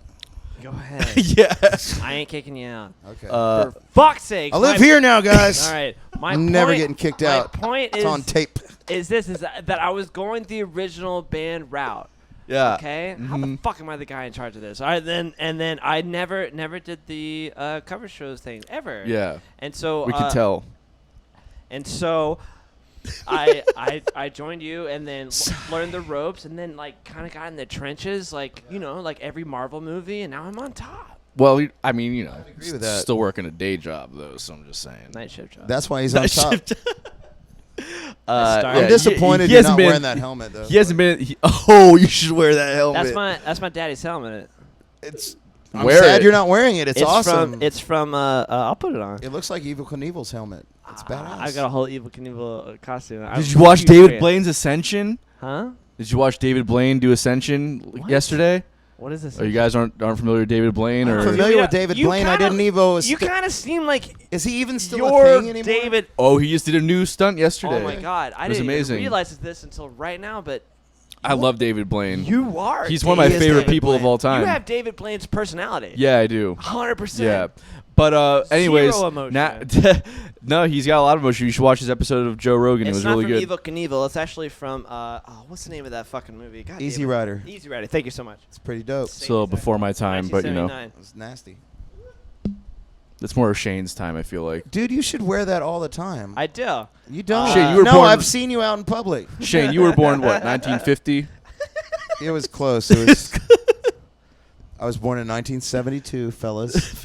I think Easy I'm Rider not- came out in '79, right? Yes, that's Shane's. So I era. don't like. I 77. wasn't allowed to watch that. I was 7. I wasn't allowed to watch it either, but for different All right, reasons. fetus. So before we go on, I'm glad you're not a fetus anymore. I grew up. I You mean, did. You got big. I'm a good size. Biggest fetus I've ever seen. all right. I wanted to ask you Oh, about that's got into me. all these amazing experiences you've had as a musician, and then I'll have to show you my Evil which have Knievel kind of like outfit led later, to by the way. point of being in Melody Trucks Band, which is also an amazing opportunity. Absolutely. What's that been like, and some of the experiences that you've had with that, like doors that it's open, just all of it. What's I'll been say like? with, it was really cool with Melody because, and I'm sure you guys can, relate that when you're in a band, like a lot of your friends are musicians, and you want to jam with your friends that you like to jam with, and you want to see your friends play out, but you're in a band, so like, I know. and we're in a band, and so and I've known Isaac for a long time, and I had been a fan of Willis's since I saw him the first time with Bonnie Blue, and I've known Brady for a long time, and I've done some wedding stuff and done some gigs with Brady, and gotten to do some stuff with Isaac at festivals. But when that thing came together, man, it was like I get to play with The a large boys. amount of people that I've really wanted to be in bands with, and it's Yeah. just never worked out that way because of time and work, and all of a sudden I'm in a band with That's why I 6 feel. of my best friends, and Well, I'm sorry to interrupt, but I That's okay. thought that's what I do all the It's time. par for the course. That's how I feel about going to festivals. You want me to do that? For those who are just listening to this, No, Shane just but put the it was mic in but Billy's about the face. same point is that like No. you never get to see your friends. You're like, No, I would go, agree with go that. play, and then like when it's a festival, you're like, fuck yeah, we all got the weekend off. It's your turn to play. It's your But turn these to guys play. have to play together, though. That's what's super I know. cool And so about it. so Yeah. I will say it's like everybody in the band is a band leader. Right. How's that dynamic? It's sometimes it's amazing, and sometimes it's really hard. Yeah. And we're all very strong personalities, and we all have our ideas of how we want things to go, and sometimes it just happens, and then sometimes we have to work it out, and we have to compromise and say, okay, well, next time we'll do it this way, but this time we're going to do it this way. And with everybody in the band writing songs, and I mean, even though Sean is not submitted a song as far as like with vocals and these are the lyrics, and Sean has had his hand in every piece of arrangement that that has happened with Melody Trucks Band, and I think the way that we work together as a rhythm section, like, I don't know, that's my favorite thing, man, is like, Sean's one of my favorite drummers in the world, so the fact that I get to play with him, and then we get to put our stamp on something, but then I get to put, different melodic stamps on it, because Brady's melodies are different than Willis's melodies, and Willis is different than West, and then Isaac brings a whole nother different thing to the table, because Isaac, besides being a great harmonica player, also plays mandolin, so he has all these different mentalities, like this hip-hop mentality and this beatbox mentality and this virtuoso harmonica mentality, which is not limited by the blues, thank God. Yeah. You know what I mean? Yep. So the blues are awful. No, it's not awful. It's just I think blues are sucks to be a amazing. one-trick pony. It's just dead. But I think No. No, I'm doing this for him. I'm sorry. Keep no, going. that's good. Because I'm not. You guys are going to be here all night, and No, sorry. you only have me for a limited time. I know. I'm Yeah. very sorry. No, it's okay. I'll stop talking. That's all right, man. I'll just Love quit it. talking. Yeah, please. Okay. So this one time, Billy was in our audience with the Melody Trucks band, and he was losing his mind, and he's like, "Anton told me about you guys, and I didn't believe him, and now I think Anton's even cooler than I thought before." That's so. I never knew he said that. I'm so happy to hear that though. It just reinforces what I already know to be true about our relationship. Is that I've just opened his eyes to a world. No, I think of knowledge. not unlike Paul Bunyan, I think most musicians enjoy a bunch of tall tales.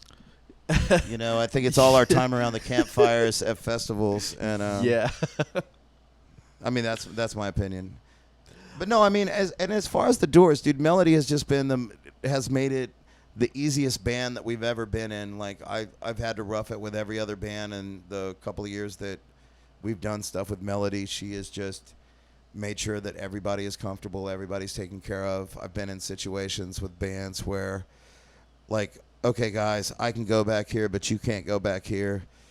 But with Melody, it's always, hey, guys, this is my band. And then, I mean, maybe it's somebody I've met before, but maybe it's somebody that I haven't. And, that person might be O'Teal, or that person might be I mean, like, just all these, anybody in the Allman Brothers family who had anything to do with that, or the whole GABA thing, or the Big House thing, and all those guys. I will say that, like, I knew Artemis Pyle when I first moved to Jacksonville. I met him at an open mic night, and I hadn't seen him in a long time. And he was the drummer for Leonard Skinner. Yeah. And we were up in North Carolina, and he was at a venue there playing with somebody, and we had seen him a couple different times in North Carolina, but one of the most amazing things, and I mean, like, being somebody who was a fan of the Allman Brothers and a fan of Leonard Skinner, and like growing up that way, Artemis Pyle sat in with the Melody Trucks band and played an Allman Brothers song. The drummer of Leonard Skinner played a freaking Allman Brothers song with us, dude. And, like, to me, that's like the biggest compliment to Butch Trucks, and the biggest I mean, they were in. There's a bit of a rivalry there for a little while. Yeah, for sure. Like, yeah. I mean, even Really? fans, like, fans are weird. Rivals and everything. There definitely was, because there was this element of the Allman Brothers. They were Southern rock at the time, but they had this influence of jam music, and then there's jazz and all this other stuff. And Skinner was more like rock and roll and country. Same with Molly Hatchet. Like, yeah, but not to say that they didn't enjoy the other music, or they weren't open minded or anything. It was just I would say their fans are more. Yeah, their fans are more vehement and, like, combative than the bands are. It was like Spore and Lucky Costello. I feel exactly exactly like that. It's like a Venn diagram. Now you said when all you the first way. joined the band, you said when you first joined the band that you hated Spore. Can you talk a little bit more about that? I've never said that. I've never. You know, said I never said kind of that. take That's what I offense to said. that, because Spore are very good friends of mine. Like, they're all good friends of mine too. That's what I'm saying. This is all. well, that's bullshit what that you there was say a when the rivalry. camera's running. Apparently, we're finding out the true I'm story. just saying. You Tell said- us more. I fucking for fuck's sake, I have my own microphone. God damn it. So No, I just learned this. Like, I was just kind of like a guerrilla interviewer all of a sudden. Like, what was that so guy anyway, with I've the been all over mustache? the world. Tell me more. You're all right. Gotcha. Con. Now you figure it out. Oh yeah. Now I figured it out. Yeah. Okay. This is the Billy's Gotcha So how podcast have now. you been working with this fella? About 3 years. I gotta say it's been a very racist and not so funny ride with this Has guy. every day made you as Good angry as Lord. today? No. But today's at top 3. Top Billy, 3. is Anton always this patronizing and condescending to you? I would say yes, and also 9/11 never happened. What the fuck? Yes. Just the- Is it true that you only wear a bathrobe for religious reasons? I don't believe in the Lord, but yes. I thought you were going to say you don't believe in bathing. That's or true robes. too. That's true too. He doesn't believe in bathing.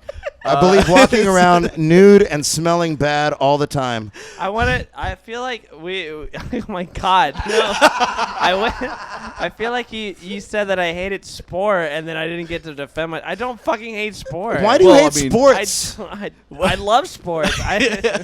So it's just the band you don't like? Oh my God. Joe, I'm sorry. Alex, you guys are my homies, man. I know I didn't know it was going to be everyone. like this. Honig, bro, we love you guys. I know Joe and Alex and Chris and Steven more than, and I'm even in a Why are you band. bragging about Billy your just- friends? Billy just, Billy's a weird guy. I don't know what to tell you. Anyways, I got unpopular defeated. opinions. He defeats me. He's getting on. Well, I think it was. don't I think it was. have I think it was. enough It was. to It was a mutual effort here. You haven't put in any effort into anything in years. Okay.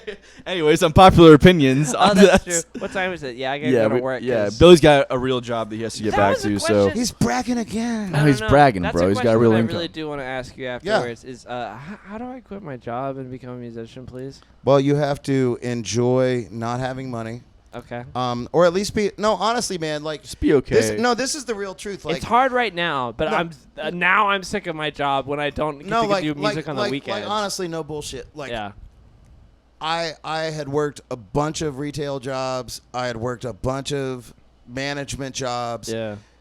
At the time, I was making more money, definitely more money per hour, but more money as a musician than I would make at the job. Yeah. If I worked the regular job and my musician job, I was actually pretty comfortable, but I never, ever, ever got to see my kid, and I live with my kid. That's how and I'm feeling, man. So, Anton's not your child.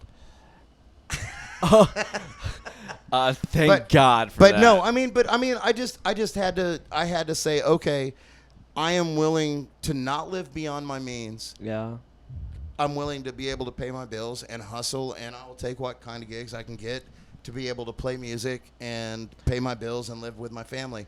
And if something amazing like the Melody Trucks Band happens, or Inca Maya, or Daryl Hance, Or side hustle. or side hustle, Then you're or just getting, you're or just, available to go. or just, yeah, if I'm available to go and somebody needs a bass player, then that's even better for me, because that's what I've been wanting to do since I was 5. I'm So like the saddest, overworked Evil Knievel right now. You just gotta want to do it, man, and you make I the decision do to do wanna it, and then do it I just happens. I am don't know what else to tell you. I'm afraid. That's Yeah, the truth. don't you can't be scared. Basically, just don't be a Can't be bitch. scared. Is If all you're it scared, boils go to down church. to. No, I think now Whatever. being cautious is one thing, but sometimes you do have to throw caution to the wind. Yeah. And if you're not causing anybody else any pain, if nobody is depending on you, Yeah.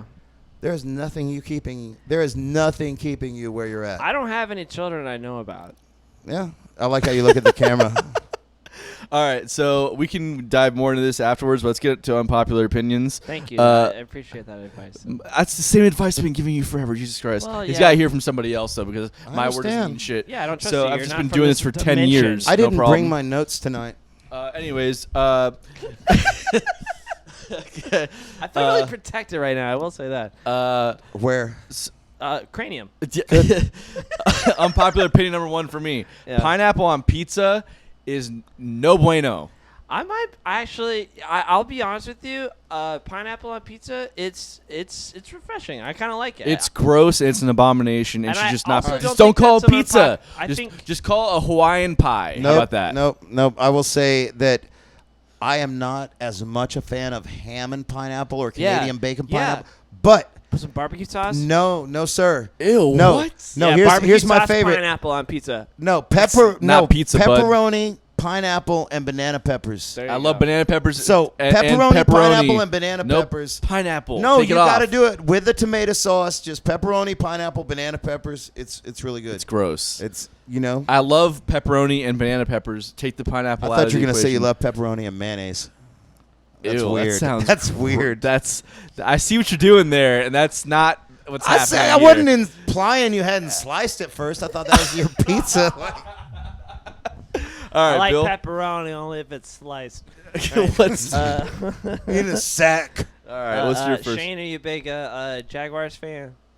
I am not a big sports fan. Well- I was like local sports. Yeah, I could do sports I ball. feel like that's what I got to do too. If I'm gonna go full musician, I've got to also. I get like into Minshew sports. though, dude. Gardner Minshew, he's a rock star. Well, anyways, my unpopular opinion is Jaguars are gonna win the Super Bowl this year. Nobody here gets that. I- but No, I think everybody you know else what? that's I don't watching think will get I don't it. think that's unpopular in Jacksonville. I think that's probably everybody wants that to Well, happen. if you've not been following sports news, we just gave away our best running back and the top receiver. was it Herschel Walker? I'm really happy that you know who that is. But Who's no, that? That's the right fielder. this is why we can't hang out and get along It's and the meet pitcher. eye to eye. It's a shortstop, right? Herschel Walker First baseman, for the Dogs. You don't know who Herschel Walker is? catcher. Okay, all right. Anyways, Just he saying. did. Anyways, I don't know the shit whole about point is sports. this: is they gave away their best player and are literally Except they didn't give away Minshew because Because Minshew's the best. sixth-round draft pick. He's pretty I much like the best. Minshew. He's a great guy. I would love to hang out with him. We're gonna get him on the podcast after he kicks off the team. I but think he would do it right now. I feel like he would. I think there's a shout out to Gardner Minshew. This is the like, second shout out, we by the liked way. your Bud Light commercial. Yes, it was so good. He's a Dude, great guy. you think that Bud Light's going to help you get the #1 fantasy football pick, but it's being right here. Have you seen it yet? Have you seen it It's yet? I Tony? don't know what you're fantastic. talking I'll, about. well, I'll show it to you later. But It's I think you fucking need to be hilarious. right here Yeah. on the Side Hustle show. Bottom of the bill. We need Gardner. Side hustle's bottom What of a the bill. name. Side Hustle's Okay. bottom of the bill. Yeah. So, my second unpopular opinion is the only acceptable way to serve a bourbon or a whiskey on the rocks Hang on. is with big cubes or spheres. If I go to a bar and I ask for a bourbon on the rocks and you give me a fucking cup of crushed ice with a shot of whiskey, I'm gonna have a fucking problem. You can tell that he's born and raised in Kentucky for sure. Well, you know, I will say that not Don't try me like that not ever again. everybody has at their home. Not everybody has the big ice cube, but That's fine. At your home, it's different. If you I do go have to a bar. a few friends who have introduced me to the gentleman's cube. Yes, you need the And it is gentleman's wonderful. cube. It's a game changer. If not 3 or 4 big ice cubes at your house, but no Yeah, at crushed your house, ice yeah. cubes never. you need a gentleman's ice cube. At that point, and you it might as needs- well drink and it straight up. And it needs to be crystal clear, right? Because that means there's no pockets of air in there that dilute the ice quick, right? It needs to This just is be sounding like a privilege. solid. It's It sounded like y'all ain't from Kentucky. I'll drink it. If you don't drink it that way, then drink it straight up. Billy know what? said he drinks it out of the barrel's teat. Yeah, that's what I do. He Is, actually doesn't because he drinks all of his bourbon with Coke. I do because I Which is like I like it gross. sweet. I like it straight up because I'm a fucking man. You're a reptilian. We have confirmed this. You're not a man. Secondly, one of my favorite things to do is to make a Kentucky cocktail, which is a shot of Maker's Mark and Ale8, only available ginger ale in Kentucky. You make it in Because your you mouth. guys are fucking I thought it was- living it's like- in is that like a 1920, brass that's monkey? why. 1920, yeah. Yeah, you guys are living in fucking 1920. No, that's okay. I but can't stand it. Don't try to fix bourbon. It's already perfect. No, bourbon's perfect, right? But if you're going to put it on the rocks, then make sure you got a nice fat gentleman's ice cube or sphere, and just give me one or fucking two rocks. sphere? Are That's you all I'm saying. serious? I just don't want a fucking cup of crushed ice that's gonna water down my shot. Okay, all right, I get it.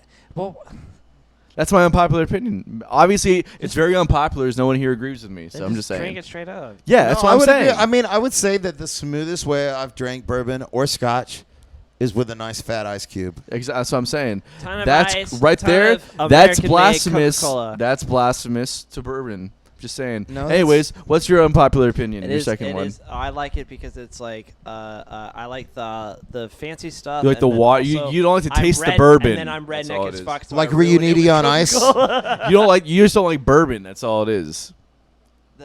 That's why he I- mixed it with Coke I and go put it through a with handle a shit week, ton of but yeah, ice. I don't like it. I'm just saying, yeah, with Coke and Do a what bunch you of gotta ice. do, man. I gotta do. All right, shit. We're still on the second one. I gotta We're go on to your work soon. unpopular opinions. My second unpopular opinion is extremely unpopular. I almost feel bad saying this.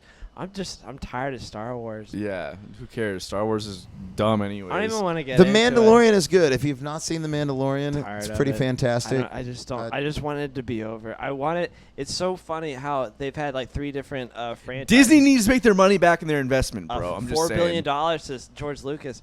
Anyways, the whole point is Saying. this: is like they've like been like, all right, this is the end. And like, Do you think cool.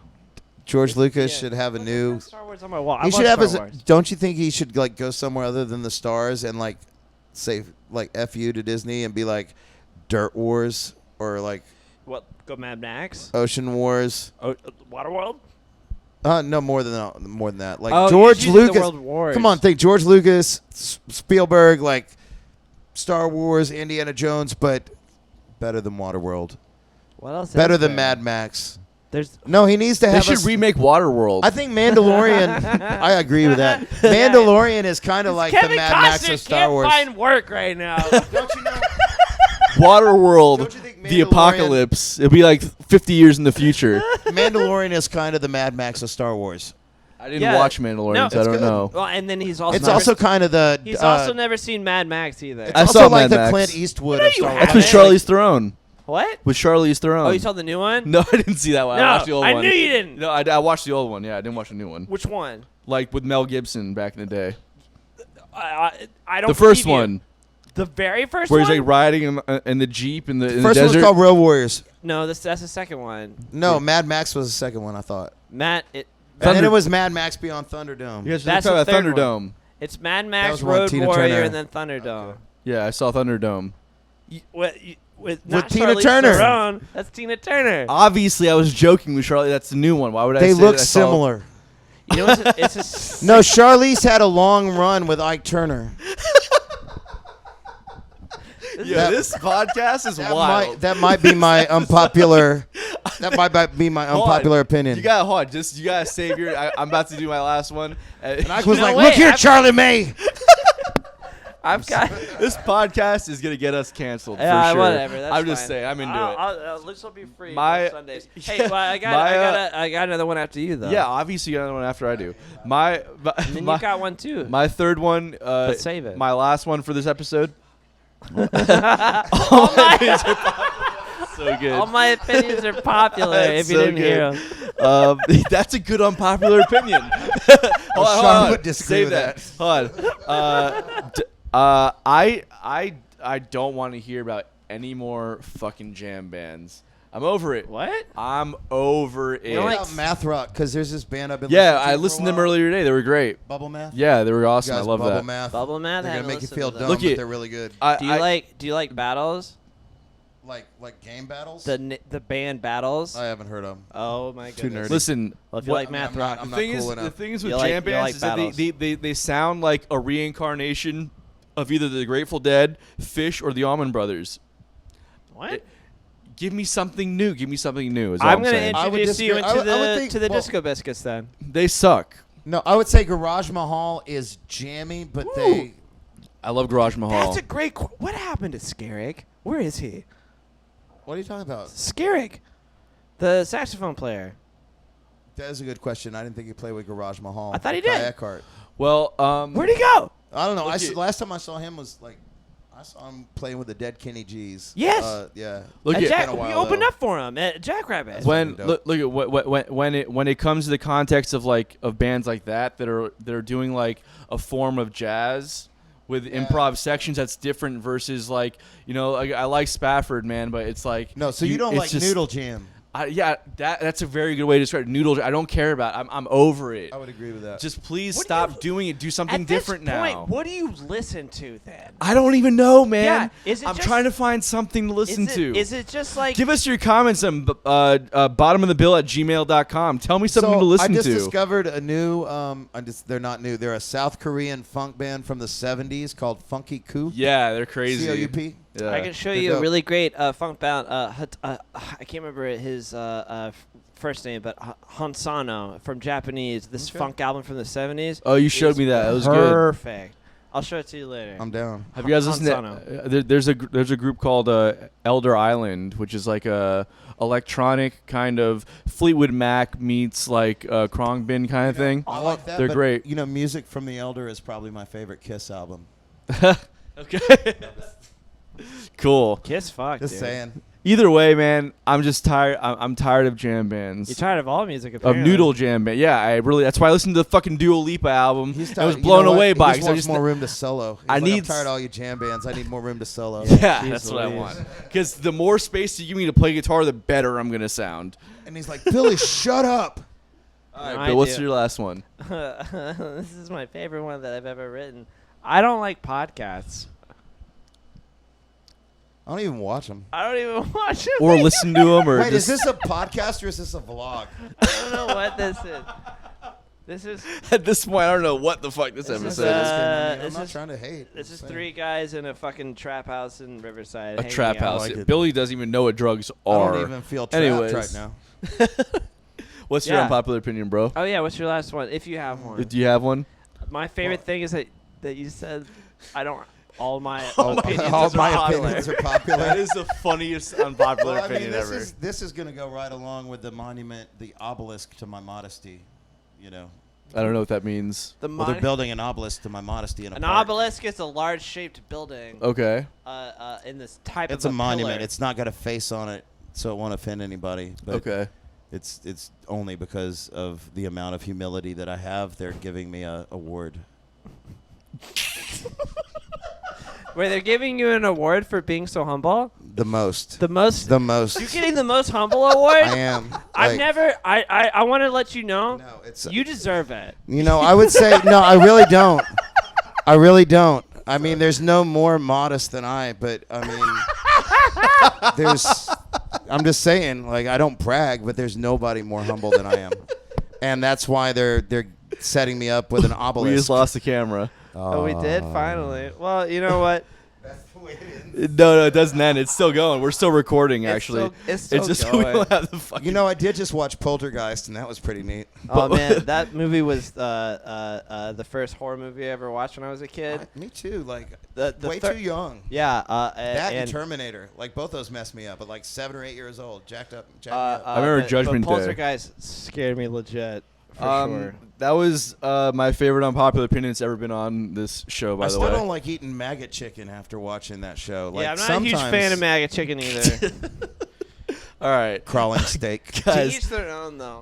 everybody. No, like, you guys seem to enjoy it. It didn't seem to be that unpopular of an opinion. What was it, anyways? You And just all say my that you're getting. opinions are popular. Oh, that was it. I thought you were. And the fact that he's humble as fuck.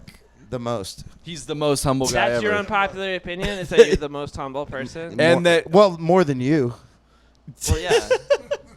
That's yeah. All right, guys. Thank you everybody for tuning in. It's been another episode of Bottom of the Bill. Thanks to Shane Platten for being in here today. And Billy for wearing that stupid Support local fucking helmet. music. Do you this Uh, helmet? Do you know how much this helmet is worth on eBay? Thanks Over to all of our $500 sponsors. Make sure you it's original, bud. make sure Hey, you could- check out all of our sponsors. Could I say that supporting live music right now is like the song Roxanne, because you got to put on your red light? You got to put on your yeah. Saying. That's so good. Support all live music right now. Yeah, Roxanne's great. Make sure you check out Southern Grill downtown every Wednesday. Every Wednesday night, it's the greatest open mic night, jam night. Bring it out. We're gonna do all kinds of live music, and everybody's welcome. I'm gonna try We got to a hit it PA. up. I got work at 8:30, but you tell me how to quit my job over there. Well, the first start is having confidence in yourself. All right, we'll see you guys next week. All right, adios, muchachos.